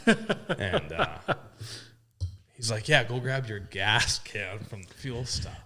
Well, I take off in the wrong direction. Well, then my fiance, Jana, my girlfriend at the time, just starts crying. And I don't understand what is going on. Like, why is everybody so worked up? Yeah. So, then I got that stuff, and then to top it off, my dad was just fired up. He had to pull the trailer home. He's like, I did not want to have to do this, Like, usually you pull stuff home. Well, my dad gave us a whole package of beef sticks. I ate the whole bag. I ate the whole bag before we got to Baudette. Well, then we got Mickey D's. I got a little cheeseburger. And then we get about to Washkish, Kelly or Washkish area, and I'm like, hey, Jana, where'd those beef sticks go? She's like, you ate the entire bag. I'm like, no, I didn't. She's like, yeah, you did. But yeah, it was. Did you end up getting eating that much? Did you end up getting sick? Did you throw up or nothing? Good. I had one. I was good. Man. I loved it.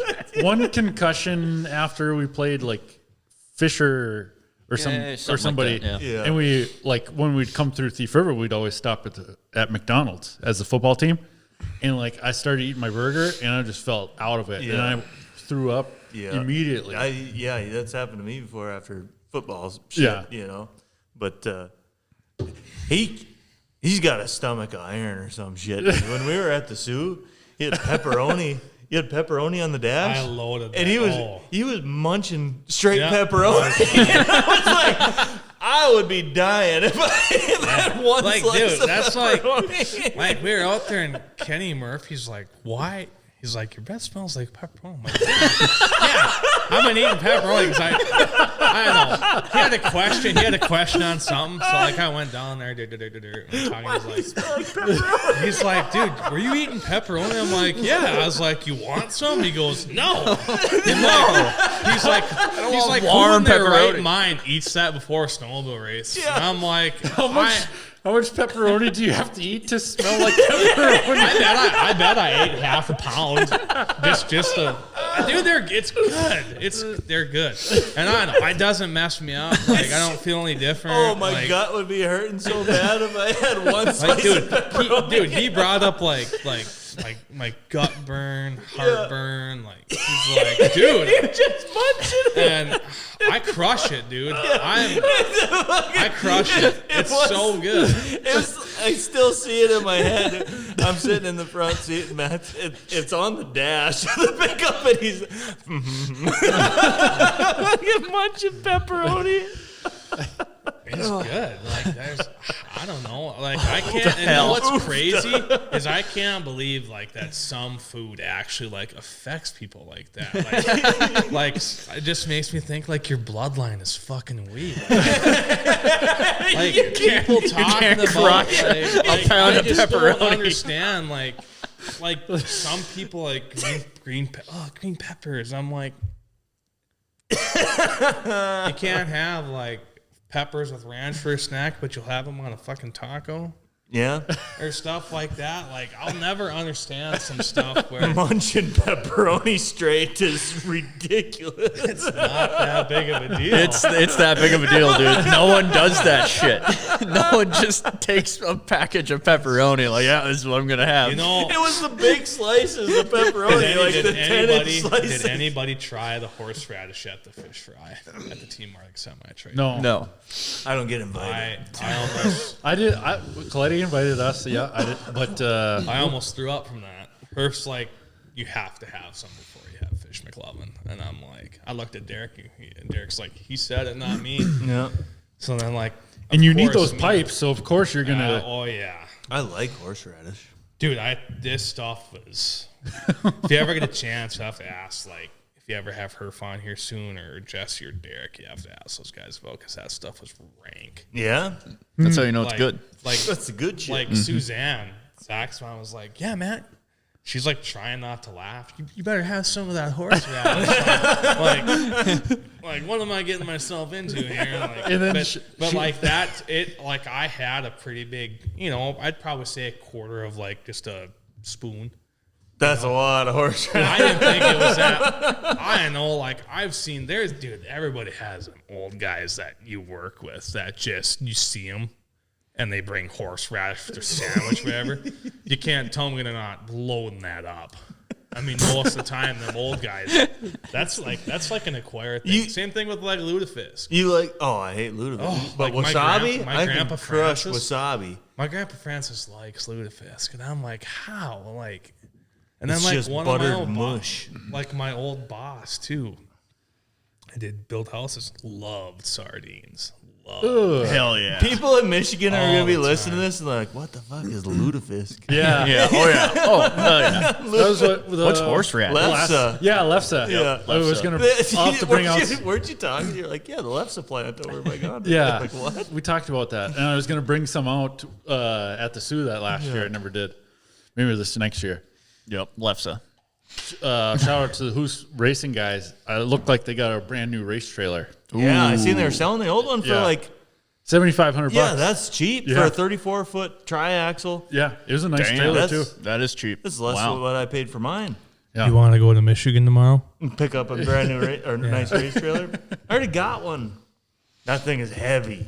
Yours? Yeah, we were moving to a skid steer yesterday. Oh. The fucking skid steer was end-to-end because we hooked onto it, Yeah. And the skid steer was end-to-end.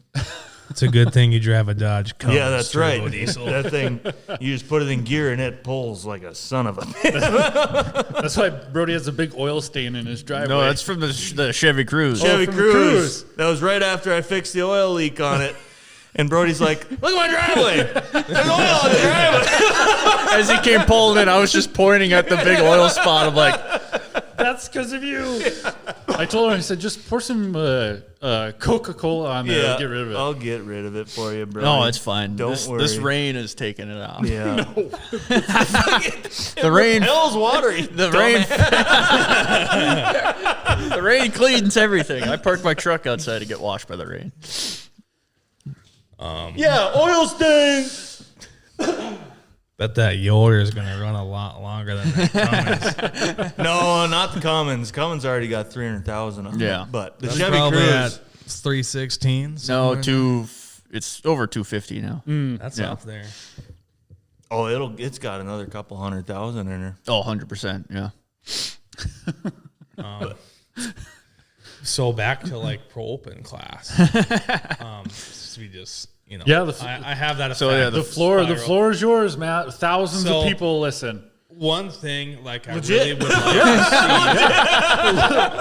Literally. this is legitness. One thing I really would like to see with like the pro open class is for them to somehow, like I like how Todd brought back the 10-lap format to 5-lap races. But you got to have the fuel stop in there. The fuel stops are so fun. I don't know. Some people don't like them. They're my favorite because I just have a fast cam. Like that's where I've made up my time. That's how I closed the gap on Wensloff and Herfindahl at Nadawash that one year. My fuel stop was so fast. Like I pitted early, knowing like I'll probably come out right on their bumper or a little bit back because I was probably 600 yards behind them. I pitted early. They came out of the fuel stop 100 yards in front of me. And I'm like, oh, yeah. And I just turned on the burners. And now that, me and Herfindahl swapping for the lead half a dozen times, that was fucking awesome. 2021. Yeah, that was so fun. And I had it. I let off. I let off a little early in one corner. He got close and nudged me. Well, bonked me pretty good. Yeah. And I knew right away when we got done, like he came up, just hugged me. He's like, I did not mean to bump you that hard. I meant to bump you, He's like, but not that hard. He's like, I meant to get in there, but I was just, and I'm like, dude, there's a fuckload of water there. I get it. Like, it's racing. Like, you beat me. Yep. Was that the year where that whole stretch filled up with water? The day 2, dude. Sunday, me and David Brown ran out of gas. Yeah, I remember that. Nice. It was fun though. Me and David started together and passed each other back like every other corner. Yeah. Just trying, that's fun. Just trying to survive, and we were so wet. Yeah, we were so wet. We were so wet, and I really miss David. I miss David a lot. He was super fun to race with. Like, yeah, it was fun. Big hill climb guy now. Yeah. Did you talk to him at the Sioux at all? I did. Yep, a little bit. He called me on my birthday, and we bullshitted a little bit last Monday, and yeah, it was good. I mean, good to catch up. Of course, like I'm busy too, so it's like David's first lap back, he wads it up in the bales. Yeah, he did. I had to bring it up. I wasn't gonna. David listens. So He'll love that. First lap back, You'll have a text message. Fuck you, Kyle. You're not invited to my birthday party. Yeah. All right, I won't get a wedding invite. Vince never invited me to his wedding. So about wedding invites to like, I'd want to invite my racing family, but we're doing something totally different now. So we're going to Red Lodge, Montana. Oh, Super small. but it's next year. But we'll have a shindig where we can just get wasted. Okay. Play beanbags for I don't like 6 getting hours. wasted. What happened last night? That was totally different.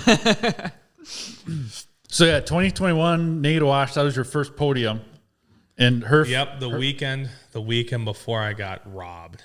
Yeah, because you had a handful of 4ths and 5ths in Pro Open as well. Yeah, like I should have, when I was looking through there, I should have wrote down how many there were. But yeah, it was like a lot of 4ths and 5ths, and then them 2 podiums. Yeah. So Park Rapids. Is this when you got robbed? I qualified second, half a second behind Herf. And Selby was half a second behind me. And like, yeah, because after Okoboji, we were at Park Rapids. That was the year we raced 4 races. So I qualified 6th on a brand new mod. Like, I didn't even really shake it down. I just jumped on that fucker and rode it. And I'm like, this thing is sweet. Like Voigt's had it set up for like Ian. And like, I think me and Ian Voigt's riding style was actually pretty similar. So like, I just felt the moment I got on it, super comfortable. Shout out to Jeff Voigt, gave me a good deal on that mod sled. It's brought me a lot of fun and joy and some headaches, but mostly more fun and joy. Like, it's been a good sled. It's been a great sled. Yeah. And like, we took off and I was second to the corner on the start, right behind Herf. And I braked early, pitched it hard in. Herf was outside and I was inside, and Herf kind of got hung up in some snow, but I was able to hold my line. Well, I took the lead right away, and like, keep in mind, I've never done that, so my heart is pounding out of my fucking chest. Like, I'm like, I'm out front. I'm like, we're doing it, Harry. Like, it's one of those moments. You're just like, this is like, I was like, I couldn't feel my body. All I could feel was my heart just was like pounding. And that's just, absolutely. Yeah, I was just giggling, laughing, you know? I do that all the time. And then 3 corners later, I completely mess up too, like, because I was just so jacked. And Herfindahl was behind me the whole time. Like I was leading the race for those, like, 9th of a lap still counts. Definitely. But then like, he got back around me, and I just kind of hooked him behind Herf. And I think Herf's sled, I was tight. I was a little tight. My sled was handling a little tight, and we know how Park Rapids gets on the ice. My sled was a little tight, but it was fast. So Herfindahl was out cornering, and then Selby eventually caught to me. Like I said, I was a little too tight, but I'm glad. I was still happy with how it was like I could handle it, but it was like, if I had like just a skosh more track off the ground, it would have handled just a little bit better. Yeah. And Selby got me, and then we were battling, back and forth for a little bit. Well, and then I think Selby had the old jailbreak switch on the brake light. So I couldn't tell. I couldn't tell when he was braking. Good trick. Just son don't of look a- at put on the handlebars when you're going. Son of a gun, you know. I'm just like, oh dang. What do you think? What do you think Wesley was saying? Yeah, he's doing one of the. He's doing one of those. I wonder if Mclovin's ready for this. You know, definitely one of those. You know, Unplugged. we came into a corner so hot, like we were pushing each other so hard because we're also like we got to get caught back up to Herf. Yeah. Keep in mind, I had no idea the three of us have stretched that far out from the rest of the field. Like we were so stretched out, like we were checked out. So I remember looking back and I'm like, where in the fuck is everybody else? Like we were just, it was like crazy tunnel vision. I remember that weekend was I qualified 5th in Pro Open on my 4-stroke, and then the track was narrow, so then they only put 4 on the front row. Yeah. Of the heads up There was start. 6. No, there was 4. There was only 4 on the front row. Yeah, I remember this year. Hang on. This was the year the XC wouldn't I actually, run. It would. I put this super sick pick on my bean. There was only 4 on the front row because I was pissed. I was 5th. I was pissed. The XC wouldn't run. And I was like, what in the hell? It only run if you held it wide open, you know, trying to get the damn thing to start. And I was like, I don't operate Facebook. this thing is junk. You Go to know, my account here. I rebuilt it the next weekend, See and there cover was photo. a zip tie. That's only 4, Matt. You son of a bitch, you're right. I remember it because then Where's the zip tie? me and Alex battled, and Alex was a little tight, and he stopped in the middle of the corner, ran right into him, pulled the top A arm out. That was when that was the first race of the Matrix chassis. Was it? That was the Matrix mod. 2021. Yeah. And it was the Matrix mod. I think Yeah. That was Alex's mod sled's first race. I think Chad Leon went for a little spin too. I think he He got 5th. yeah. So yeah, I got 15th But I was with so no upper A arm. They said that I missed a marker and I didn't. I never missed a marker. I blew a corner. Yeah. I blew Kyle was there this year. Yeah. I blew a corner. I'm already costing myself time. And here's the part that really makes me upset. They gave me a minute, right? The last 3 laps of that race. Is it a minute or 10 seconds or was a what minute. is it? Or what Or position? one position? What is it? They gave me a minute. Well, I was derailing. My track clips were breaking. So I labored my sled the last 3 laps and I backed off because I'm like, I'm not catching Selby. I backed off. And I remember it like it was yesterday. Greg Herfindahl was like, what are you doing? And I'm like, come around a sweeper. And it literally was doing it. And he did one of these. He was like, oh, because I'm like pointing down at my track. Like, I just need to finish. And I get in and Selby and Herfindahl damn near tackled me, hugging me, because they were like Articat. We had top 5 wrapped up that weekend, and Top 6 with Reed. and yeah, like Herfindahl and Wes were just, I couldn't even get a word, and they're like, "Way to go, dude!" Like, finally, like Roger Skym was right there, and then Coletti comes up and hugs me, and then didn't let go of me, and I'm like, "Oh fuck, something happened. Something definitely happened." He's like, "You didn't by chance hit a marker out there, did you?" And I'm like, "No fucking way, I did." I said, "Absolutely not. I did not." Yeah. They gave me a minute penalty. I was 57 seconds ahead of Ben Langus. So if I would have pushed it a little harder those last couple laps, because I was like, You still I'm like, would've been- if I can't, okay, I'm running 3rd. I was happy. I was content with it. Yeah. You know, and I'm like, I just have to get in. Just got to make it in. Oh yeah. And I made sure I was still pushing it hard enough to where those guys weren't gaining light years on me, because on those sweepers it was horrible. The tight stuff I could still kind of just whack after it, but them sweepers and stuff, when you're losing track clips like that, and for whatever reason on those mods, and I think it has a lot to do with the different drivers. Matt Feil coming across 3rd. However, Feil was given a time penalty, so 4th place finisher Ben Langus was awarded the final step on the podium. But it's still super fun. I don't remember in 2021 Tate winning Park Rapids. It was Tate, Charlie Revering, Dylan Stevens. I must have left. I don't remember that at all. I must have not went back on Sunday after I broke down on Saturday. Not Ben. Dan was winning, and I'm pretty sure his ski fell off. Or was that Ottertail? No, we didn't race Ottertail that He year. did DNF.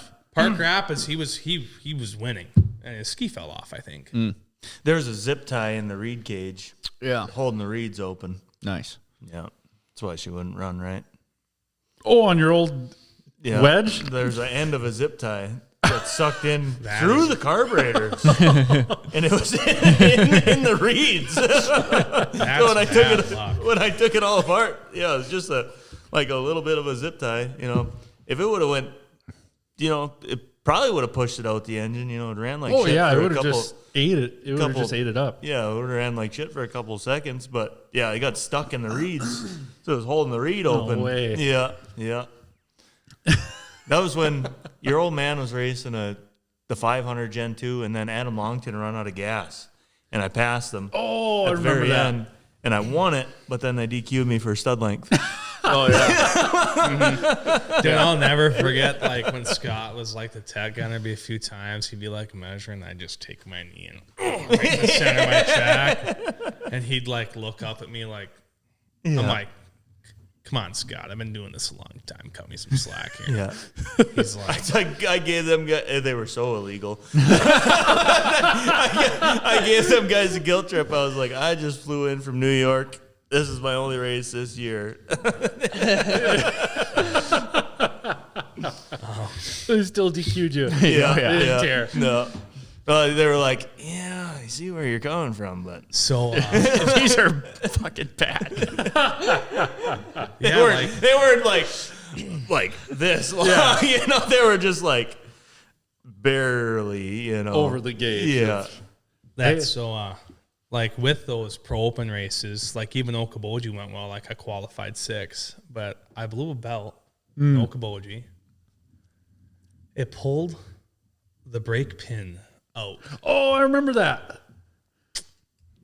Yeah. Yeah, blew a belt and then no brakes. No brakes. And Vin Diesel, no brakes. Yeah. And it was crazy because they stayed in, but I'm assuming as I hit the brakes, every time the pads just walked their way up. Yeah. And I remember coming into it was after that weird chicane after the finish line, and then was that little bit of a longer straightaway and that hairpin right lefty. Yeah, And with that big berm. Yeah, Big berm. It was big. It was big. Dude, I hit that thing. I remember just nothing. And I'm like, Nothing. Yeah. oh no. Nothing. Oh no. I'm like, this is not good. So then I stick my feet down, trying to Fred Flintstone this thing. Dude, I hit that berm so hard. I bet I went 30, 40 feet, and I bet I was 15 feet in the air on a slam down ice. Yeah. I hit that so hard, and everybody's watching was all of them were and I'm like, yeah, this is awesome. Yeah. Come back to pits, and of course everybody's like, ooh, and I'm like, I got no brakes. look at my brake pads are sitting on the running board. I'm like, oh, look at that. That's what happened. Pine Lake too. When I got second in pro open there, one of my skid so I run that Sioux skid, so the fixed bolts in the front too. Yep. Lost one of those. Still finished. Come back I get done because I felt it on one of the last corners, and I almost crashed and fell off. It was where it really got dug out, square. Yeah. Bad. Mm-hmm. And I was just just brapping her, and just giving her, and I'm and it was in the dark, fucking dark out. It was in the, and I get into the corner, I'm coming out, and all of a sudden the sled just catches, and I'm and all of a sudden it's and I'm just oh. I was like, holy crap. What was that? Was close. Yeah, because I'm like, what? That's the weirdest, never felt that before. Mm-hmm. Get done, get home, start taking stuff apart. My whole skid frame on the left side is wore down. The shock was done too. Yeah. Shock was done, completely destroyed. And I'm like, oh, that's nice. Yeah, we were finished in the dark. Yeah. We come onto the cattails, and it's just a line of headlights on shore. Yeah. That was pretty cool. It was cool. It was really cool, but like no headlight, little sketch. Yeah, not ideal, but interesting. The dark ice groove definitely helped. Like, okay, Yeah. if I just stay in the train track, I'm fine. Yeah. If you would have maybe crashed, I would have got third. I was like 3 or 4 seconds behind Ree in fourth. Yeah. I tell you what, though, that Pine Lake race is always so fun. So fun. It's the best. It's one of my favorites. Are you doing any just pro open, pro stock again this year, or dabbling into 440 or? I want to. I'm going to race 440 at Pine Lake. Oh, yeah? Sure. I'm still pissed off Kemper sold that greasy triple. That thing was mint. Them things are a boat to hang on to. I got little arms. We got done, and Gunner's like, it was me, you, and Ben, and you guys, how was it? I'm like, well, I'm going to be honest. My arms were pretty tired because they're about half the size of both of your guys. It was fun, though. I mean, it was fun racing with you and Benny in that greasy triple class. It was fun. It was so funny, too. It's like blew my mod up. Dale Cluse had to race the first race for me. Oh, yeah. I remember that. Yeah. Like, we're sitting there, and I've never seen a piston do this, but, like, yeah, like the whole bottom of the piston was, like, gone. Mm-hmm. It was all sand in the bottom of the case. Yeah. Just ground it to powder. I'm sitting there. The whole mod's torn apart, too, and I'm just like, spinning the shaft, the little paper towels. Yeah, spinning again. Got it all cleaned out, and here comes Bray Deerdahl. Are you racing, or we haven't put water in this thing? And I'm like, oh yeah, I'm racing, And then they waited for me, and I'm so grateful because started dead last, drove all the way to fifth. That's another thing too. If I could qualify better, I think I'd do a lot better in the finals. But I just have, some dumb walk stuff too. And there's times too where I miss setup. It just happens. You just miss it sometimes, and that too. I show up on Friday about 1:00. Yeah. Ride a tiny bit. Like I just don't have a ton of time either. Yeah. On the greasy triple, you probably passed Kyle when he was on fire. I was on fire. A ball of flame. A literal ball. It looked like lightning bolt, like a ball lightning. Oh, yeah. It was a ball of flames coming up underneath the hood. And I was on fire for a second. The aluminum seemed to catch fire. It did. When I was organizing shit, I seen that muffler sitting there. I was like, wow, it's melted aluminum. And in the belly pan, it's melted into the belly pan. The damn thing. I've been on fire before too. In the fuel stop one time. Yeah, that's a common occurrence. Whose sled caught on fire not too long ago? Was it Pine Lake? Herfindahl caught on fire in Natowash that one time. Jesse was it like Jesse? 2 or 3 years. Yeah. Yeah. Yeah. Yeah, the break. He still did pretty good though too, didn't he? Even after being a fireball. I think so. So it was 2 years ago. Yeah, he had no brakes. Yeah. Yep. It's funny. It was when Bobby Mini ran out of gas. Yep. But it's funny standing in the gas stop. You can hear every rider drive up, and then I could hear Jesse.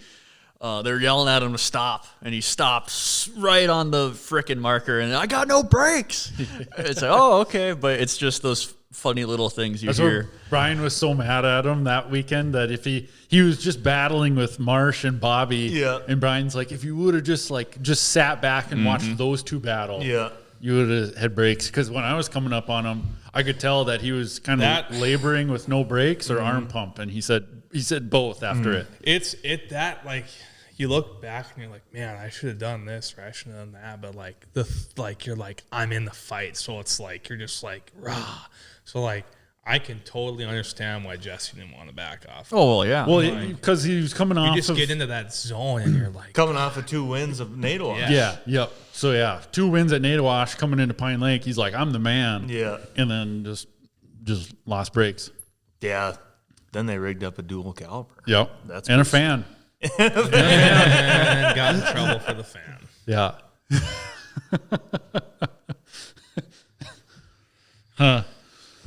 I don't see a problem in something like that. With the fan? I really don't. No, I mean Safety related. Got to have brakes. Yeah, I mean I had a 4-inch brake duct on my brakes. People can talk about, well, be better on the brakes, this and that. Well, what's not to say you get a bad set of brake pads and you don't know it, right? Yeah. Wes Selby's had a lot of bad sets of brake pads. You should go through a different brand or something.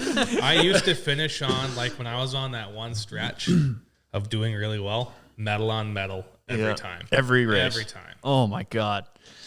That's And crazy. I've learned, I've never burned through it. and then since being out at the Sioux and stuff, like I've learned to like, got to labor just a little bit. Yeah. Because you got to have brakes at the end when you have to. So I've got some pretty fun stories. Of what?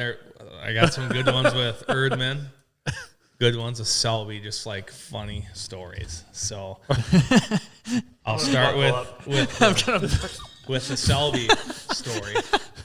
So we were out in. We're not even listening. We're not even listening to him. We're just laughing, seeing how long it takes. Should slide that over like how we go. Can we get a moving crew, please? We might move it. So I think we were in Phillipsburg, Wisconsin for like one of the first Core Power Sports races. Oh, sure. Yep. And Selby, like this is like when I was just a little kid, and Brian had hung out with Selby a lot. Same with like my Uncle Marty knew Wes pretty good. Like they've gone out and hunted at Wes's place, and like that's kind of how I got to know Wes. And like I thought Wes was, I mean, the coolest guy. He still is pretty cool, you know. And I thought Wes was the and he, Before I knew him, I thought he was the coolest. yeah, and he's like, yeah, you should come out to Phillips and stuff. You can park by us. Everything will help you out. My dad's like, all right. So here we are racing on the back of the truck. 6 o'clock in the morning, we get the sled out. Had to glaze a fresh set of brake pads. This is when Wes was sleeping in his trailer. So I'm sitting there trying to find a 9/16 socket. I left it at home. I was 13, all right? So my dad's sitting there just glazing the pads, just the piss out of him. I look over. Here comes Wes's trailer door flinging open in his fucking tidy white. What the fuck are you doing, Mike? 6 o'clock in the morning. He's like, he goes, I get being prepared, but my God, like, he was like, obviously trying to sleep just a little bit more, you know. But it's just one of those things that, like, is so funny. Yeah. Well, then I had to put the carbides on. Well, it's been like 30, 40 minutes. Obviously, Wes was woken up, so he was up. And it was, You don't have a 9/16. I think it was him, Lance Eflin, and Christopher Hoff. Sure. Yep. And I knocked on the door. He opened it. What the fuck do you want, Mclovin? I was like, you got a 9/16 socket? Who in the comes to a cross-country snow ice race without a 9/16 socket? And my dad's standing behind me, just laughing his ass off. And Wes is just making me feel bad for it, which he should, because you should never leave a 9/16 socket. Yeah. Ever for snowmobile racing. And that's just kind of one of those, like, I'll never forget. Like, and I've never forgotten a 9/16 socket since that ass chewing Selby game. Was he still in his tidy whities? He was dressed. Oh, okay. You want one? Just Here it is. I'll never forget though, dude. He opens that door and his fucking whatever jammies he had on. Who in the fuck is? God damn it, Mike! And then he's like, you lose this socket, I'm gonna kill you. and I was young enough. I thought he was serious. he probably flashed a gun at you. No. And Just a tire iron. that's just some of those memories too. Like, and I'll never forget testing at Pine Lake the one year. It was me, Lance, and Wes. And Lance is like, let me drive your sled, see how it feels and stuff. And Lance is like, I can't believe how this thing handles. It handles so much better than mine. Lance gets back on his, still could not turn. we're like looking at it. And I think I was 15, 16 years old at this time. And Lance goes, "What the fuck?" He forgot to put his front track shock in his skid. Oh, what?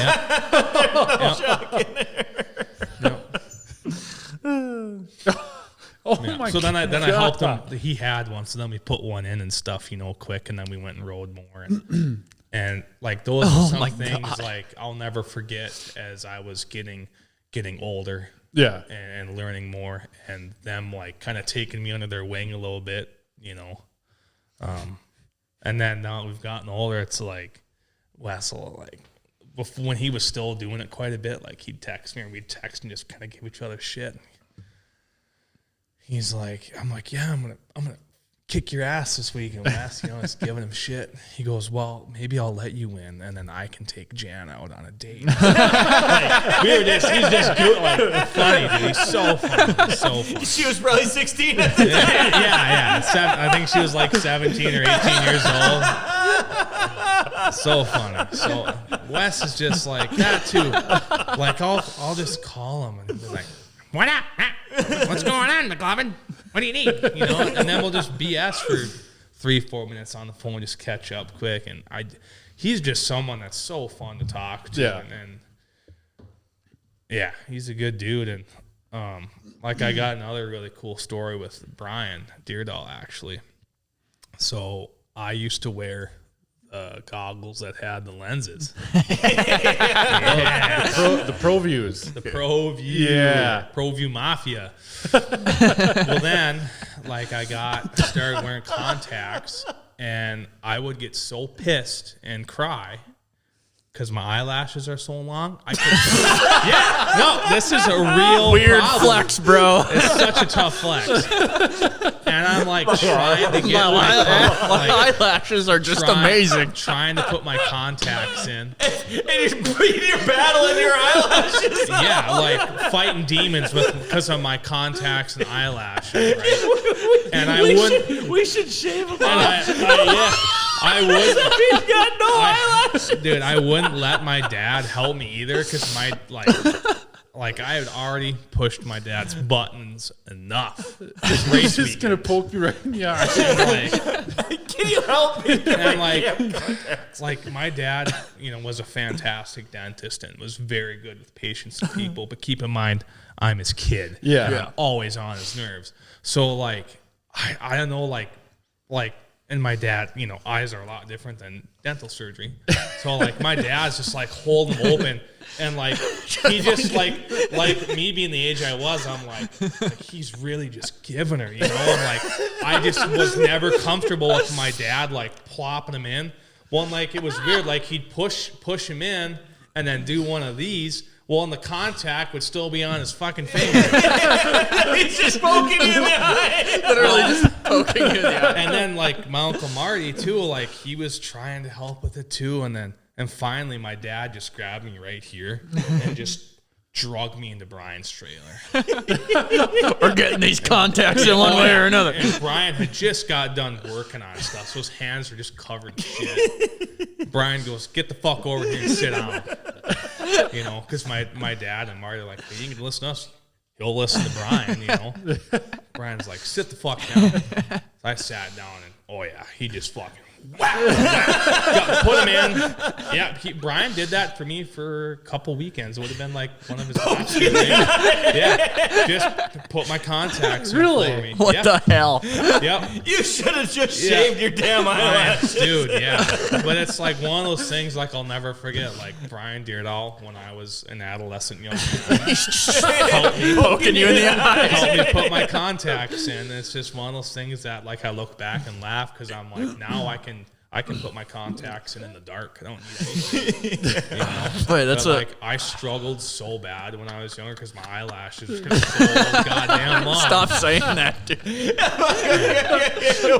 Yeah. That is You should shave your eyebrows and your And eyelashes. I'll never forget, like, yeah. And then Brian, too, of course, has got to give you a hard time about it. Well, yeah, of course. He's Yeah. putting your And then, contacts in for you. Who does that for another You person? barely know when you're putting his contacts in. Yeah. And then So then we're sitting there, and I'm walking up to the driver's meeting all by myself. I look over, and Brian pulls up, parks, hop on, because it was like a long walk, and we were in Ada, Minnesota. Long walk up to the driver's meeting, and then I felt like the coolest fucking. I'm like thinking like, yeah, fuck all you guys. I'm riding up to the driver's meeting with Brian Deerhall on his snowmobile. Like that was another one too. And you like just got done touching my eyes. he just put my contacts in for me. He's a G. So then, Jeez, in Ada, that would have been like 08, 09. Yeah. Back when I was racing the 370. Damn. 370 fan, yeah. Some fun times on that sled. Bit through my entire tongue. In Munising, Michigan. Oh my God. You guys used to go all the way out to Munising. I chose not to put my contacts in that race. Couldn't see. Couldn't see the bumps. Couldn't see anything. It was Shit sunny. got hairy. It was sunny and I couldn't see. I couldn't see anything. Just blur. Like, dude, that's moldering along just into my dad. Open your eyes a little bit bigger. He was just pissed.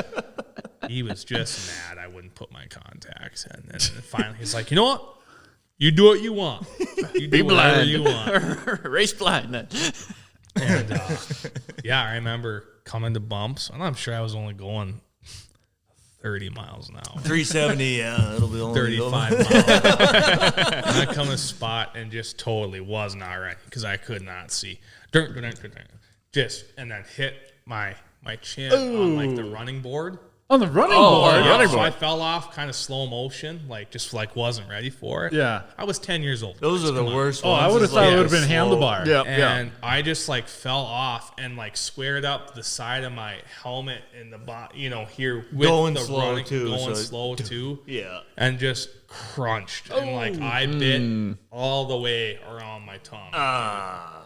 Couldn't eat anything. Didn't bite it off though. I said, "Hey, Dad, can I have a sip of your Diet Pepsi on the way home?" I cried. It hurt so bad. It would hurt because, on the sides, I had bit all the way through. It looked like someone took an X-Acto knife and went, and then the back chunks were all tore. The sides were just all tore and bruised. Oh, you were racing with your tongue out. Yeah. Oh yeah. Mm-hmm. Had that dog in me. Yeah. That's one thing I do when I'm racing. That conversation we had earlier is my face mask. I'll open my mouth because there's a bunch of holes. I turn into a bit of mouth breather too when I'm racing. Yeah, I open my mouth and then I'm fucking licking my face mask because I'm going down the straightaway. Or when sometimes you'll have it where this part will start to drop a little bit, and you're Yep. Oh yeah. And then the one on the bottom starts to ride up, and you're just trying to use your tongue to go, push that son of a gun down because it's got to be perfect. You got to be comfortable. Yep. Oh yeah. Face mask etiquette is a big one. Yeah, Because that's huge. That's it. Really, for me, it messes with me. I cannot stand it if it just feels wrong. Yeah. I don't like this. Or if you have any kind of little gap in between the goggles, But then there's guys like Erdman who will just have a rinky-dink face mask on and a dickie. And that's it. They're fine. Mm-hmm. 20 some below. They're fine. Face mask and no fog, and I've never had any issues. Yeah, I run a no. You don't lick your face mask as No. you go down? No. I do all the time. I've never had the face mask move on me. I've never had the no fog move on me. Mine don't move, but the moisture builds up when it freezes, and then it gets built up. So then I'm sitting there licking it. So my Erdman story is actually super fun. So I went down. We were getting stuff ready to go race. It was a nice race. We were getting ready for,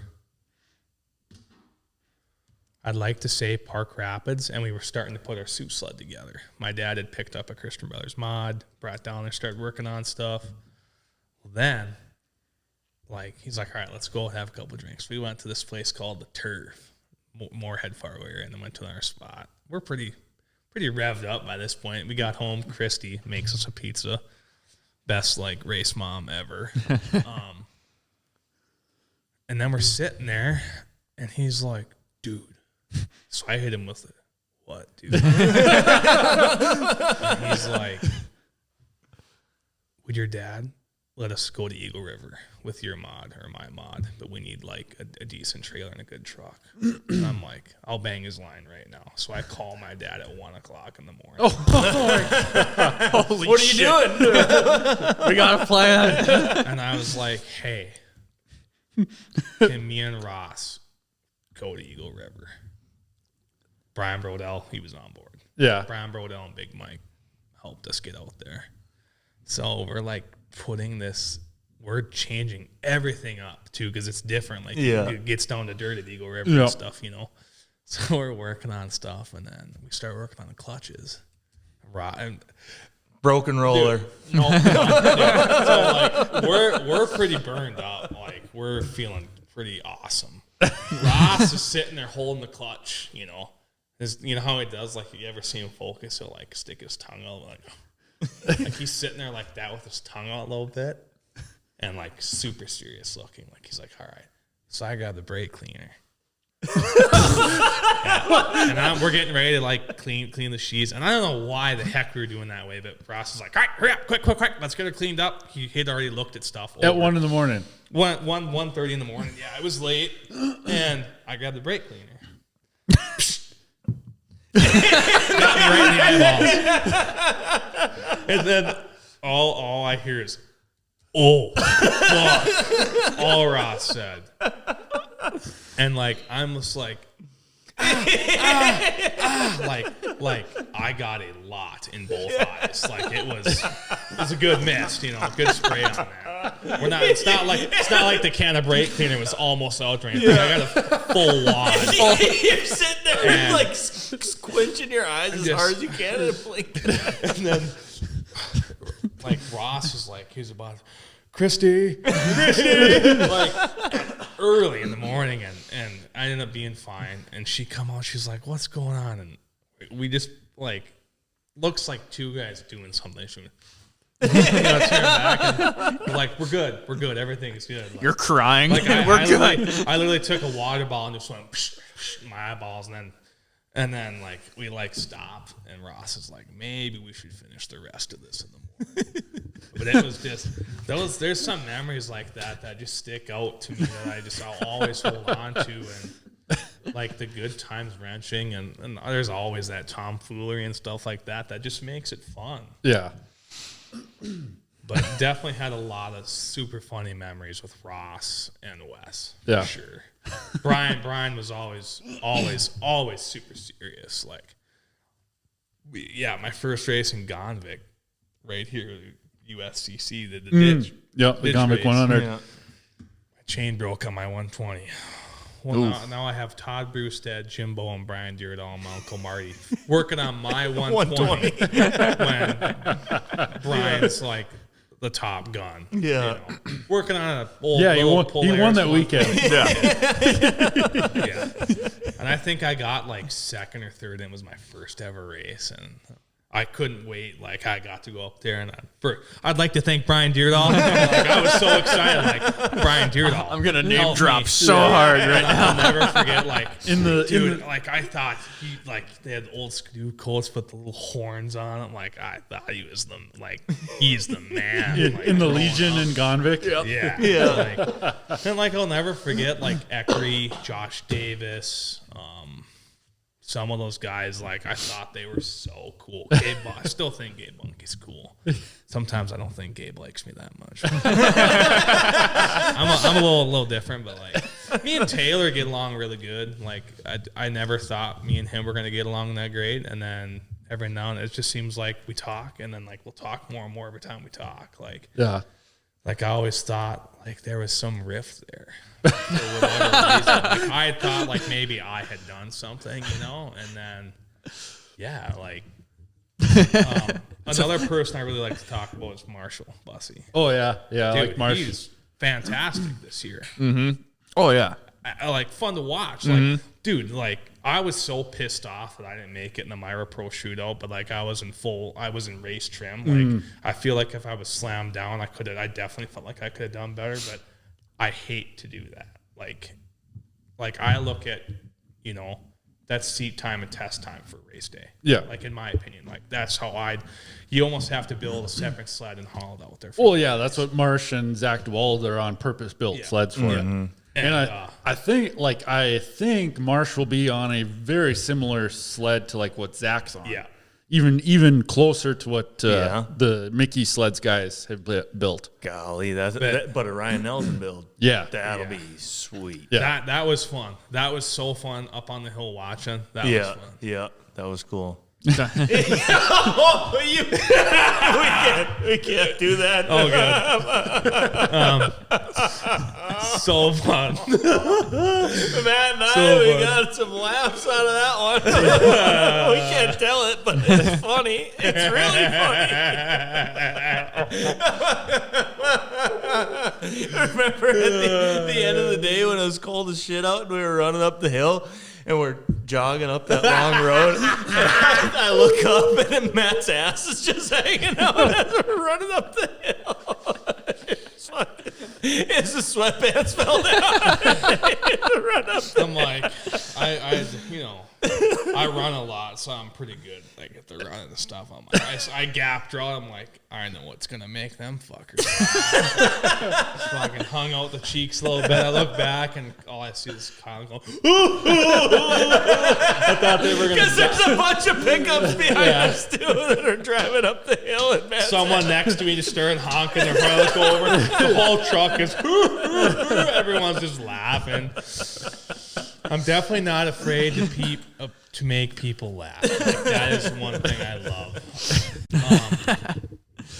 I also really, really enjoy like helping at the racetrack and stuff. And I think that is also part of why I'm not always 100% prepared. But I really hate to see people struggle, like young kids. Yeah. And like I always look back at like how much Wes Selby helped me and Lance Eflin and Brian too and those guys, and I feel like I owe it to some of those kids. Totally. Paying back. Yep. I love the sport of snowmobiling so much. And I just feel like us being, pro riders and stuff, like I just think it's kind of our duty to like set a good example too. Kyle's gonna be pro this year, so go buy a 2000 Gen 2 XC. You're gonna be good. You don't have to work on it. Maybe don't look up to everyone. You're good. You go honored all day long. You're fine. Yeah, I just really like I enjoy that aspect too. Like you help someone and it works out for them too. Like I think that's I take a lot of pride in that. I do enjoy that part too a lot. Hence my bolt boxes and washer boxes and little trinket of special parts boxes are definitely running low. But I think that is part of the reason that Mike sometimes cuts me a break on my parts invoice at the end of the year, because it's like I do give out almost too much sometimes. But it's like you got a kid like this big and they're like, wow, and then I'm like, well, I have that, like don't worry about it. Yeah, no, that's no paying it back, I forward. have that. It's not paid for, but I have yeah, and I just really, I just think like people who love snowmobiling or people who have snowmobiled and haven't snowmobiled in a long time, I think you should go for a ride next winter. Yeah. If we we have snow. If we have snow, go ride. Go get a cheeseburger. Dr. Pepper. Go to Leonard. Yep. Best burgers ever. Go buy a Yamaha Bravo. Put the miles on. No, invite her. What did we her. see in Michigan? The super, super old snowmobile. What the heck was When we that were, again? there was a Yamaha. There was a 71 Yamaha 292 single cylinder sitting up on the bank at the stoplight, and you were turning on a red light and then trying to go because we had a red light, and the snowmobiles are trying to go, and then Matt's turning and they're all like, what are you doing? Yeah, I'm just sucked in. I'm just looking at this thing. By the way, if you're turning, you have the right to finish your turn. Just want to clarify that. Matt, when he was driving out there, oh my gosh, we would cut people off and do all that stuff, but then anytime it would happen to us, what the I'm terrible. Like they we'll got be brakes. doing it like yeah, that's my line. They got brakes, you know, like that dry tire will be all right. I was wondering when the Sioux stories were going to come out. About homie, from Superior all the way to Ironwood. Did I drive from? Yeah, I think you were driving. My buddy was paying taxes on both sides. Oh of the yeah, road. yeah. There's a drunk driver we were following. Oh, yeah. I remember that. You told that story, yeah. Every time, like the whole truck, every time, everybody go, He'd be in oncoming traffic, and we're like, oh. Dude, I thought that semi, the one time, I thought that semi was going to get him. I thought he was mashed taters. And it'd be chill for a little bit. And then you'd hear Matt, Just locked in on it. So coming into your 10th, it'd be the 10th season in pro, Matt, for this year. Yeah. How much longer do you see yourself racing? Until I stop having fun. Yeah. It's a good answer. There's been some questionable moments, for sure. But then, then you have like Pine Lake this year. I had a bad accident, but sucked. But like leading up to it, like it was bad fast. Like I was passing everybody like they were tied to a post. I mean, the side was handling good. It's races like that where you're like, okay, you're like, fuck, I still got it. Because there's always people, some guys, you know, especially me, I'm not the best. I'll never be the best. I've accepted that, but I love racing. Mm-hmm. I know most of the time I have a chance when I go out there to do extremely well. The desire to win is still there. Despite having a bad weekend here, bad weekend there, I've wrecked stuff. But, even the races that don't go well and I have something break or I wreck something, like I'm still having fun. But then like there's races too, like where I'm like, I don't know how this is going to go. And it ends up going really well. And I'm like, okay. But I think that's what I would call like a steady stoke to the fire. Like it's just, when I am done eventually too, like when I do decide to retire, I definitely foresee myself still being there, still helping out or just being a part of the sport. Yep. Because I love racing. And not only racing, snowmobiling. Yep. So yeah, if you're thinking about buying an ice castle, just buy a snowmobile instead. A lot more fun. That's a good pitch. An 02 ZR600. Yeah, way cheaper than the fully loaded ice castle that you have to wait for like 2 feet of ice for. Not worth it. You could take that 02 ZR600 on the ice. About 4 inches of ice. It'd be a really good handling sled. It's not going to be. It won't be as fast as the old Polaris Gen 2 though. No, they're not very fast. No, I don't understand because it's basically the same like concept of the engine. Yeah, exhaust valve 600. Also, I do have some snowmobiles for sale. So how many sleds you got right now? I have 2 2022s. I want to sell one of those. The all black ones. Yep. Right? Yep. Cool. They're in great shape. Badass. Good, decent miles. I'm not gonna lie, people know I race snowmobiles like they've been raced. I had some guy message me about my 2025 Catalyst. I only want, 12 is probably a little high. But I think there's like 800 miles on it. Yeah, it's pretty fresh yet. Brand new shocks, brand new parts. Plastics are mint condition. Like it. That one has never. Like in that one? Good. They're good. Rollers are still good. They're great. Rollers are good. Clutch rollers are good. But it's like he messaged me. He's like, "Well, it's been raced. I'll give you $6,000 for it." And I was like, "No." If you want to sell it in a day, $8,400. We sold ours in one day. I'll probably drop it down a little bit. My dad hates it when I do that because they are worth. Yeah. 12,000. I mean, that's what they're worth. But with no, you know, that's the one thing I think a lot of people are battling. Is Everyone is. Why would I spend this much money if it doesn't frickin' snow ever? And it's like, I do understand where people come from a bit, but I'll tell you right now, I'm not gonna go out. I And mean, buy that a 2025, I put a brand new top end in it too. Just put it in. OEM pistons. I read the manual. It wasn't like I was working on my mod sled. I read the manual for this one. So, but it was raced, not hit by a train. Yeah. It was ice raced more than anything. You know? Even worse. I take the train. I think did I race in the bumps? No. Nope. I raced my 26 in the bumps. So you got 2 sleds. No, I've got 2 mods, 2 22s, 3 catalysts. And Holy a shit. 27 coming. Yeah. Yeah. Hopefully 2. I put in for 2. I did not tell my dad I put in for 2. My dad's like, well, I don't know. I'm surprised he doesn't even ask me about like the race app and stuff. Like, oh, did you get that? Because he always gets fired up. Yeah. He always used to fill them out for me, like when I lived at home and stuff, and he's obviously the funds of the operations, like everybody calls him Moneybags Mike. And you're everyone's favorite Jew. Geronimo Goldstein. Funny how that works. Your next application should be under Geronimo Goldstein.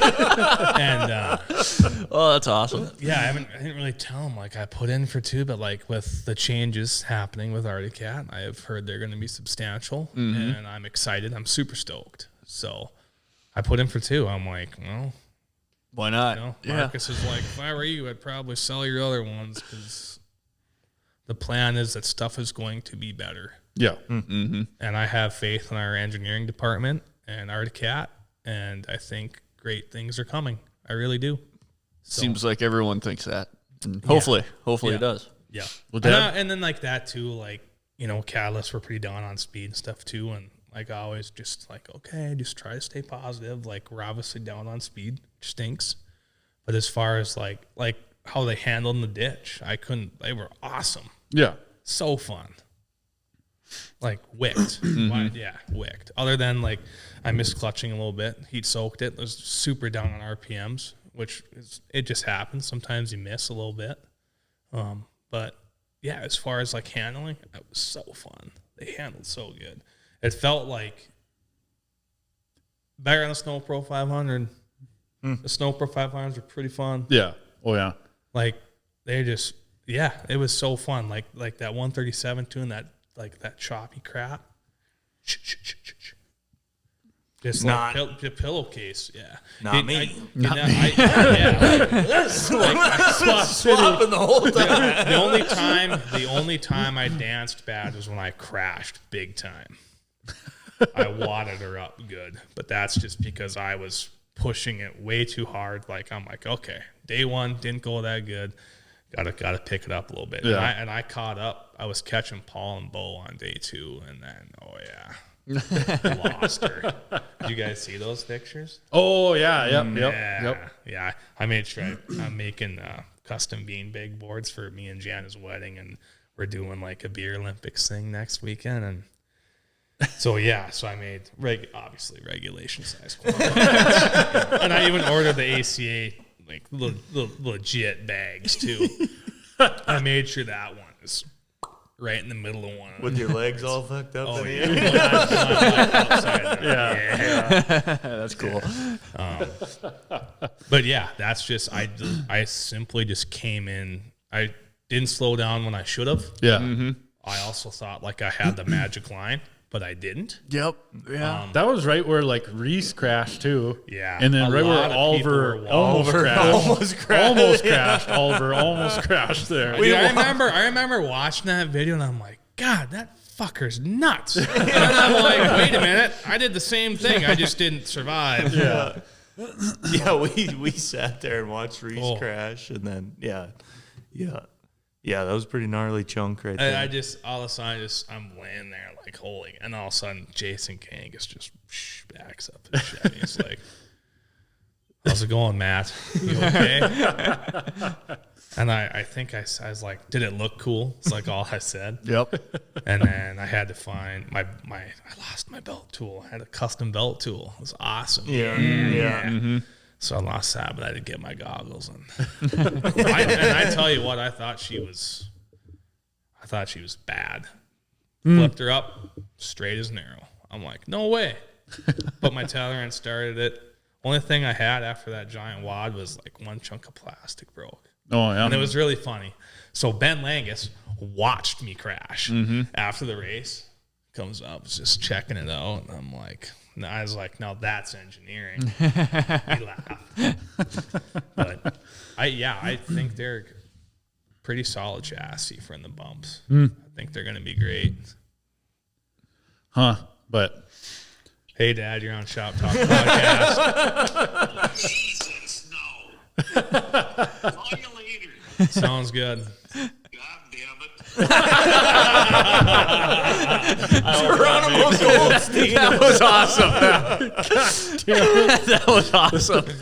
That was perfect. Well, and then it's so funny too. Like my dad gets like, "Oh, I'm so sick of this." Like he gets frustrated when stuff breaks, and I get it because he's the one paying for all of it, you know. Yeah, you don't want stuff to break. And then it was super funny. So like my dad is retired, my mom is about to retire, and my mom is starting to chew my dad's ass about like not spending enough money. spending enough. Because with their dental office and stuff, they were talking like if we don't, like they want to buy like a couple rental properties and I'd fix them up or whatever and then they'd rent them out. But like they just don't want to get just hosed on taxes and stuff. Oh, yeah. Because then go buy a Bobcat. I know you want one. That's a good write-off. You know you're going to use it. Yeah. I don't know, like he just like holds out weird. Not guns though. Not guns. I bet he has more guns than West Selby. It's insane. Like I'll come over. Oh yeah, I bought a new pistol. Check it out. Yeah. Nice. And I'm like, why? You Hell have, like, yeah. You can never have enough, I man. know the government's watching probably. You can never have enough. I went up to that my too, parents' place at Friday, and I wanted to grab my 22 out of my dad's gun safe. And the last time I seen it, there was like 3-4 guns in there, you know? The damn thing is full of rifles. I'm like, what are you going to do with all these rifles? You're going to shoot a deer every other day with a different one? Yeah. It's Well, a and fucking then, rifle. dude, it's like my dad, I love him to death, but he's addicted to guns. Loves guns. Like Not a bad thing. like, not a bad thing. me and my mom are going, part of my wedding gift is she's taking me on a moose hunting trip with Corey Grant. Oh, really? Yep. So we're going to get to go moose hunt. She's Yeah. going to shoot a black bear, and I'm hoping I get to shoot a timber wolf. Like, I just want to shoot Yeah, that'd be sweet. a big black timber wolf. You know?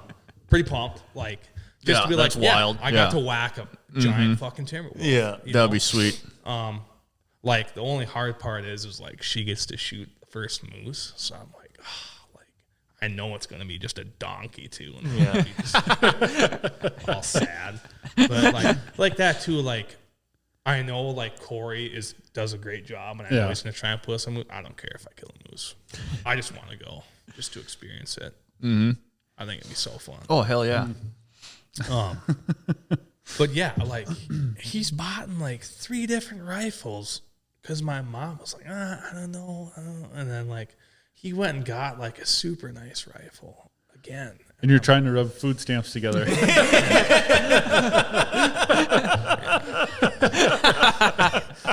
But yeah. What's Man. for supper? I guess popcorn. Yeah. I you know what though, like if Popcorn and we I got some just honey. don't think it'd be good for a person like me to have money like my At least you're honest. It would probably be pretty bad. That's all of us. You know? If we had money, we'd be... like my buddies in North Dakota have like a snow goose spread, and I'm like always like the first thing I do when I win the lottery, if I win it, I'm buying a fully loaded snow goose setup. Like, why? Because Why it's not? cool. Yeah. Like stupid crap like that. You go hunting with Herfindahl and all? We've talked about it, but we've never gotten it done. Yeah. He's always posting that stuff. Yeah. I go out. You know, Tyler Knutson owns Devil's Lake Marine Sports Center. Used to race sports center class. He's a G. Nickname Slim Shady. Great guy. He's awesome. Like, he's so fun. Like, only thing is he gets a little soft, Tyler. I know he listens. Gets a little soft spring snow goose because he gets all worried about the mud. Hey, it's muddy. And it's like, dude, we're still like, We're doing man shit. We're killing animals, and you're worried about just mud. thank God my friend Marshall too, like, he's gung ho. Like, yeah. Like, he'll text me, you coming out or what? Like, that was enough time to let work know I'm gonna be sick Friday. You know, most of the time I can put in for time off. And like Mark, he's, you know, kind of our leader in shipping, and I'm just like, hey, you care if I take off a day early to go snow goose hunt? I don't care what you do. See ya. You know, I'm like, cool. Nice. I don't know if that's because I do a good job or if he doesn't like working. Still haven't gotten that far. Take 2 days. Yeah. How about the Are you sure you're coming Monday? Are you sure? how about the Shop Talk podcast hat in Devil? So we were out last fall hunting, and now like the whole hunting group, it's a big joke. Like, I got them talking about Shop Talk podcast because of that moment. And it's early as shit, like 5 o'clock in the morning, and I'm getting a little coffee. I look over, I'm like, that a Shop Talk podcast hat? He's like, yeah, it is. I'm like, how do you? I'm like, I'm from Bemidji. Oh, I'm from Clearbrook Gonvick, and I forgot his name. But like, now that's just like, I get out there, I get no more than get in the door. First thing Marshall goes, is that a Shop Talk podcast hat you got on? Like, it was one of those moments where like Marshall's just like, you literally fucking know everybody. He's like, we could run to someone down in the cities and you'd know one of them in a gas station too. He's like, it's just crazy. Yeah. That's wild. That's so cool. Holy shit. I wonder who it was. I can't remember. I think it was his fiance at the time. I think they were getting married, or he had his baby shower, something out there. And I think his fiance or girlfriend was I don't know if it was Devil's Lake or if it was a little further west. But it was like some baby shower thing out there or something. It was We could connect the dots. we'll probably tell. Gonvick ain't too big. No. Yeah. We should go back to this too. That is so fun. Like, Well, we'll probably be there. yeah. Like, Neil will call me. Hey, is this Fat Meal? I'm like, yes, it is. Forgot about Fat Meal. Every week he'll call me. He calls me once a week, and I just love staying in touch with him. And yeah, I definitely want them to do it again. Fat Meal. Well, I don't know. You got anything else for Matt Brody or Kyle? 2.5 hours in, Matt. That's good. Yeah. This one didn't seem like it was that long. No. Yeah. No. Time flies when you're having fun. Yeah. Just We've talking been shop. scraping to get an hour out of the last couple. Oh, when it's What just else us. could we Yeah. talk about? I don't know. We got a lot. Yeah, we kind of covered it all. Yeah. Covered a lot. But 2.5 hours. I definitely, like, hindsight, I would really love to see Pro Stock be stock. Yeah. Okay. Yeah, for Right. sure. You know, Hammer but that. they already had the ISR meeting and nothing really changed. So I don't understand, and I'm not calling anybody out at ISR or Todd, or I'm not trying to call people out. And you can but call out Mike Benoit. He'd be fine with that. Yeah. No, I'm just You'd be all right. Yeah. I don't care what the rules say. in Mike we trust. I thought Mike did a really good job last year. Yeah. Very nice. I like Mike. Yeah, I just don't understand how that's, in my opinion, how it's beneficial. I don't know, man. I mean, at Yeah, the end of the we have day, the same question you do. Yeah. At the end of the day, like, we're still going racing, right? Yeah. It's still fun. It's supposed to be fun. You know, we definitely enjoy it. But it's like, one thing I would like to add on, like, the mapping and the timing and this and that, and some people just don't have access to it. That's one thing that, you know, it's tough for people to get their hands on that. Totally. Some people, it's easy. You know, some people are set up for it, you know? But like one thing like really stands out and still is a burr in my saddle was like Alex and Evan were a little worked up over the fuel stop rules or like the quick fill. Like, why do I have to buy a quick fill? Well, so you have 10 brand new race sleds in your shop and you're worried about buying 2 quick fills. Like, I'm sorry, but it's like, you know, I just think stuff gets so political too with things too a little bit, you know? Mm-hmm. And I love Alex. I love Evan. I get it. You know, I'm a penny pincher. You know? But it's like they should do it too. And like the controversy too with like the fuel cans, it seems like there's always something every weekend. Todd should just buy. Same thing that Scott Preston did out there. Buy the cans. Bought a bunch of fuel cans. Part of your yearly membership for this year Yeah. is to help us pay off the cans we bought. No, I like the way Chad does it, where it's open can. Yeah, cheat your ass off with whatever can you got. Whatever you can come up with. But, you know, there is something to be said, too, because I'm sure, like, the DNR doesn't, you know, our state, I love Minnesota, but I don't think the DNR makes it very easy at all for stuff like this. Because I know, I know a worry was, you know, gas getting spilled on the ice and stuff like that. Yeah, but those they rules- let to be people, fair, like, they where you let draw people the- pour gallons of gas on the like, ice and didn't like- do anything about it. Like, where do you draw the line, though? Because you look at all these old boats. And stuff, and you see them run on the water, and they got that little fucking pink film. Just a sheen You know, left sheen behind. of An oily old mixed 2-stroke gas. engine, and the exhaust comes out in the water. And Yeah. it's- You know, so I definitely think, like, I wish, you know, there could be something where we could, you know, run a can we want, or like make it so you can build whatever can you want, but you have to have a shut off valve, like Chad did for Pine Lake Pro Stock. Gotta have a valve. Yep. Yeah. Open class, open rules. Yep. I'm not, you know, I'd love for Pro Open to be 10 laps. Yep. Heads up, fuel stop. Oh, I just 100%. the fuel stops are so exciting. Like in my opinion, I feel like the fuel stops is where a lot happens too. Oh yeah. Oh god, it's so fun being in the fuel I stop. truthfully think too, like a lot of people, like I think fuel stops get like people watching jacked up too. Like because then they're like, okay, they came in, they paid together. Like who's coming out? Like I'll never forget. Like I came into a fuel stop and I qualified like crap, and Marshall was in front of me. And this is before he's racing his full-blown monster mod. Like, that thing is nuts. But I remember going like, hey, Marshall, like, I'm going to get you right here. And my Uncle Marty was just fucking pissed I came into pit. And Burbs was like, why didn't you wait? Burbs is like, why didn't you wait? And I was like, watch this. They dumped my gas. I passed 2 people in the gas stop. Like, my can was fast. But it was like, I think I got around him and Justin Tate. And then I derailed.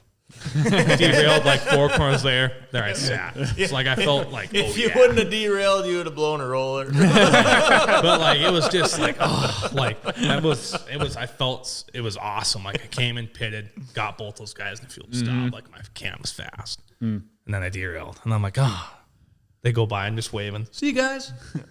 Like that's another thing. Marshall just makes me laugh too. Like he went down, dude, and he was like standing on a sled. Thrusting in, and he's waving at me like that kid's awesome. Like it's just fun. Like those people that are just fun make it so fun. Yeah. I guess I don't know if there's much else to cover other than if it snows, go snowmobiling, go get a cheeseburger. You know they got especially around this area, northern Minnesota, a lot of beautiful trails. A lot of great trails. When we were at the Sioux, Matt and his old lady and Colin and I were in a double full size. It wasn't even a queen bed. It was Smallest a hotel room full size I've ever bed been All 4 of you in one bed? in one room. Oh, in one room. Double full size. Yeah. So Colin and I would sleep together, at night. And Matt the one morning, he's like, "You were talking in your sleep." And I was like, "No, I wasn't talking in my sleep." I was awake. Yeah, I was awake because my brother threw his fucking leg over me.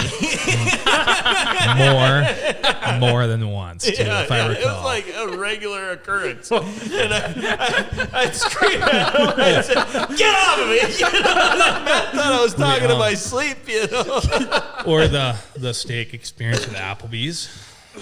I didn't even cook my steak. Oh yeah. I'm like, yeah. hey, you guys, Yeah. wanna, like, cook my steak. they took it back and it was gone for like 5 more minutes. You said medium well, and it come back red as shit. Just blood. It was purple. Yeah. It was blood. And then they took it and then brought it back, and I'm like, I think you were right across from me, so you could like see it. I'm like, Kyle, this doesn't look any fucking different. But I ate it anyways. Man stuff. Just blood. Just raw. I ate the whole thing. I was like, I was hungry. Yeah. Yeah. And I couldn't wait. Get to- off of me. That's like, you were talking in your sleep. I said, no, I wasn't talking in my sleep. He'd throw a leg over me. Hey, Kyle, Jana left. What do you want to do? When we stay in hotels, I get the cot. I'm not laying in bed with him. Oh, yeah. The ditch banger, you know. Yeah. Yeah, we're not sharing a bed. Hell no. They didn't have rollaways. I would sleep on the floor. I don't give a shit. We're brothers. It's all right. We're about the same size. It's not like you two. If he threw a leg over me, I'd die. He'd crush me to death. As far as like the Sioux went, I thought our buggy was fast. Yeah. I thought it handled pretty good. Yeah. Like I finally got like, I never even looked at anything, and Ross actually called me. He's like, dude, did you even see what your lap times were? And he's like, when were you on? I was like 100 to 200. He's like, your lap times are like as fast as ours. Mm-hmm. Like, I don't know what it is out there, but I feel like I ride way better there. And I don't know, it's weird. But like that, like talk about like boosts. Like that was a boost. Mm-hmm. Like Manville didn't go very well for me. Like my sled handle, but I just missed some stuff. Yep. But then like seeing, like looking at the lap times, we're on a sled that's 9 years old, and we were as fast as brand new shit. So you want to go back to the Sioux? Absolutely. Hell yeah. Players Gen 2. You bring one of them out to the Sioux? Oh God, that'd be insane. Yeah. Yeah. Yeah. I've been talking about it. We've said it many times. We've said it many, many times. Give one of them back to the Sioux. Yeah. But Should we finish it off with like 3 favorite sleds or something like that? We could do a Rushmore. Mount Oh, Rushmore yeah. sleds or Sleds or riders? People. Of Like riders? Engineers, pioneers. sure. Engineers, Yeah. pioneers? All right, I hate going first. Well, no, we've all done it. It was All right, specifically so- for you because you're the guest on the show. We're asking you the So questions. should I do like of all time or current? All time. All time. Roger Skyme has to be on that Yeah. list. Okay. Brian Deerdahl is a very well-rounded rider. Mm-hmm. Herfindahl. This is where it gets tough. You said engineers, too. Roger Skyme. Yeah. Yeah. Uh huh.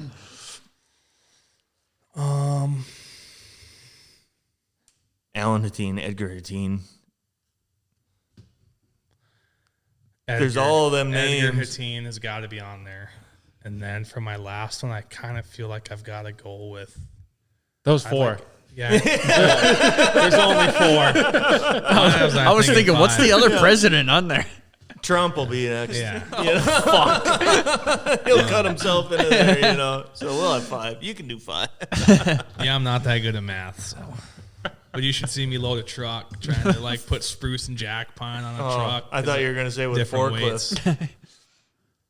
With a forklift, it's just smooth. I'm like a surgeon with the forklift. Yeah. Yeah.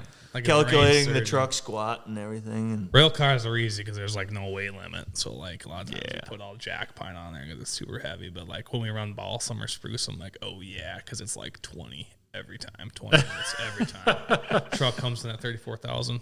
We'll put balsam on. 20 minutes. What are you working at Norboard or what? Potlatch. Oh, Now- well, potlatch. Now, Oh. So now we're Rainier. Oh, Yep, okay. got bought Okay. out. Culver Pike Racing actually wanted me to see if I could transfer last year to win Michigan's mill because I was supposed to run the Sioux with them. Oh yeah, yeah. It was then- gonna be maybe and you then- and Paul, wasn't it? Me and Dan Mackey. Oh, wasn't they asked? They asked Paul. Yeah, they yeah. asked Ross. Yeah. I think they asked someone else too, and then Ross is like, just ask Matt Feil. Because Paul asked me about with them for Eagle River. Yeah. But ended up not working out. But I thought that was kind of interesting. And then it sounds like Dan had to have a surgery, so they kind of pulled the plug on that. Yeah, I think he had knee surgery. That would have been fun. I think now with the way things are going with Cat, I probably need to stay committed to Arctic Cat. That's kind of where my heart is. Mm-hmm. I don't know. It's just weird. Just be like me and just ride all the brands. I've thought about it for sure. You get to be buddies with everybody. Yep. Other than that, yeah. Just excited for winter, and yeah, I'm pretty mad I was starting the lawnmower yesterday instead of the snowmobile. And what was hilarious about that is the moment I started my lawnmower jumped off of it, I got a Snapchat from Kyle starting his lawnmower. The wheelie master. Doing wheelies. Yeah. Oh, the tires were flat as shit. I did throw a little bit of race gas in the motor so I had to get a nice little whip. Yeah, I did the same thing because I got to burn up all that 110, you know. Throw a little race gas in there. She runs good. The blades spin fast as shit. But yeah, that's all I got. Hell yeah. Well, we appreciate you coming here all the way from Bemidji, Matt. Thank you guys for having me. It's such a long drive. I had to pull over to pee like 6 times. Had to get food twice. It's only like 57 minutes by GPS, but obviously with us being who we are, everything's a race. So I cut it down to like a 50-minute drive. Yeah. Hell yeah. No, yeah, awesome. it went good. Awesome show. We appreciate you coming here. Was this your first podcast? Ever, yeah. Hell yeah. Woo! It was us. I'm blessed to be part of it. I really think you guys had Justin Tate on here yet? We called him after Ironwood last year when he retired. Mm-hmm. We called him, but he'll race for another 2 years probably. Yeah, I'm not. Yeah, I don't know what he's going to end up doing. When I talked to him last, it kind of sounded like he was going to do like Pine Lake. Do the part-time schedule again? Mm-hmm. Do stuff up until the Sioux. Oh, sure. And then he's like, yeah, I don't think. And then, well, that's weird though, because he was like, because did he race in Houghton or Ironwood? Did he race one of them? Ironwood. Yeah, he raced in Ironwood. Yeah. Yep. Because I know he didn't race in Walker. Yep. He raced Nandawash though, right? Did he? No, he was at a Supercross, wasn't he? I remember one of the weekends he was at a Supercross and we were at the snowmobile races. Ironwood, he was wearing a cutoff. Yeah. You guys gotta get Tate on here. Oh yeah. Mm-hmm. Tate and even Erdman, because those two have some old snowcross stories. Yeah. They're good. They are good. Good snowcross stories. Yeah, we got Tate right there with his shearing That's awesome. Pro X. That is super cool. But I should have brought you guys a poster. I meant to do that. We're running out of room. yeah, I just brought another poster. Yeah, we got another poster to try to find space for. The Mandalorian here behind Kyle. What the hell? I don't know why that's I was in at here. a garage sale yesterday. Oh, you're buying stuff. Yeah, and it had fallen down because of the wind. And the lady's like, well, it's just going to get broken if it keeps falling down, so I'm just going to put free on it. I was like, if it's free, I'll take it. Yeah. And I instantly knew where it was I going. was sitting in the truck and I watched Gunner grab it and start folding it up. I'm like, is he really buying that? Like, are you kidding me? And he came back, it was free. Like, okay, It's well. tough. Like, that's another thing, too. Like, you just find yourself like, oh, this is a good deal. And you buy it. And you use it like, then you use it one time. Use it once or twice, and then that's it. But Plenty of good deal snowmobiles on Marketplace. Yeah, that's why there's over 100 of them. In the woods. Yeah, between all 3 properties. But, well, all right, Matt. Well, people will see you at Heydays, right? yeah, I better go this year. Yeah. Be like, hey, I heard you on the Shop Talk podcast. Yeah. I just love killing geese. Like, I'm sorry. I just I just have to kill him. dude. Like, I want a Mac 10 so bad. I just don't know how to tell people. Like, nothing beats a flock of big Tonys locked up just doing it. And it's just like, I take my dad with me. Yeah. And every now and again, some family members and like my ride or die buddies, and it's so fun. And then we run like 1 or 2 dogs, and watching a dog chase down a cripple is like watching an episode of Cops. It's awesome. What kind of gun do you use? A Benelli Vinci. Okay, It's kind nice. of a pile, but need to. Benelli, they're nice. What's your shotgun? Which one? Like my Viper 12, my Russian semi-auto. Oh, Yeah, it looks like an AK, but Yeah. it's a AK, but it's a 12 gauge. So That's sweet. That's like. oh, it's badass. I got 12 round mags for it. You Just kinda- you giant banana. You almost look like a little Russian with your. You guys don't have a good relationship either. The Russians and No, not really. I do this for Mother Russia. I'm not. Me and vodka do not mix. I can say that. Usually it's spiral out of control on some of that harder stuff, kind of like a spider monkey. But Want some whiskey then? That's from Dylan Tolson. Yeah. Ooh, Shout out. Yeah. Dylan Tolson is great. He's great. He's a great dude. We talk every day. Hell yeah, that's cool. Like Jana went down there down to Brainerd area to do some dental assisting tests, and I just called him. I'm like, hey, can I come over and hang out with you? We hung out in the shop. And we talked and talked. No mechanic work got done at all that day. The time I was there, anyways. Can I stop by? It was BS. Well, all right, Matt. We could talk forever. Yeah. We gotta Oh, yeah. wrap this up. Cut.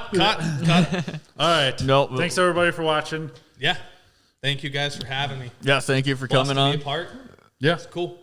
Very Episode cool. 112. All right. We'll see you later. Yep. See ya. See you later. Oh, yeah. See you after a little Bye-bye. bit. See you later. See ya.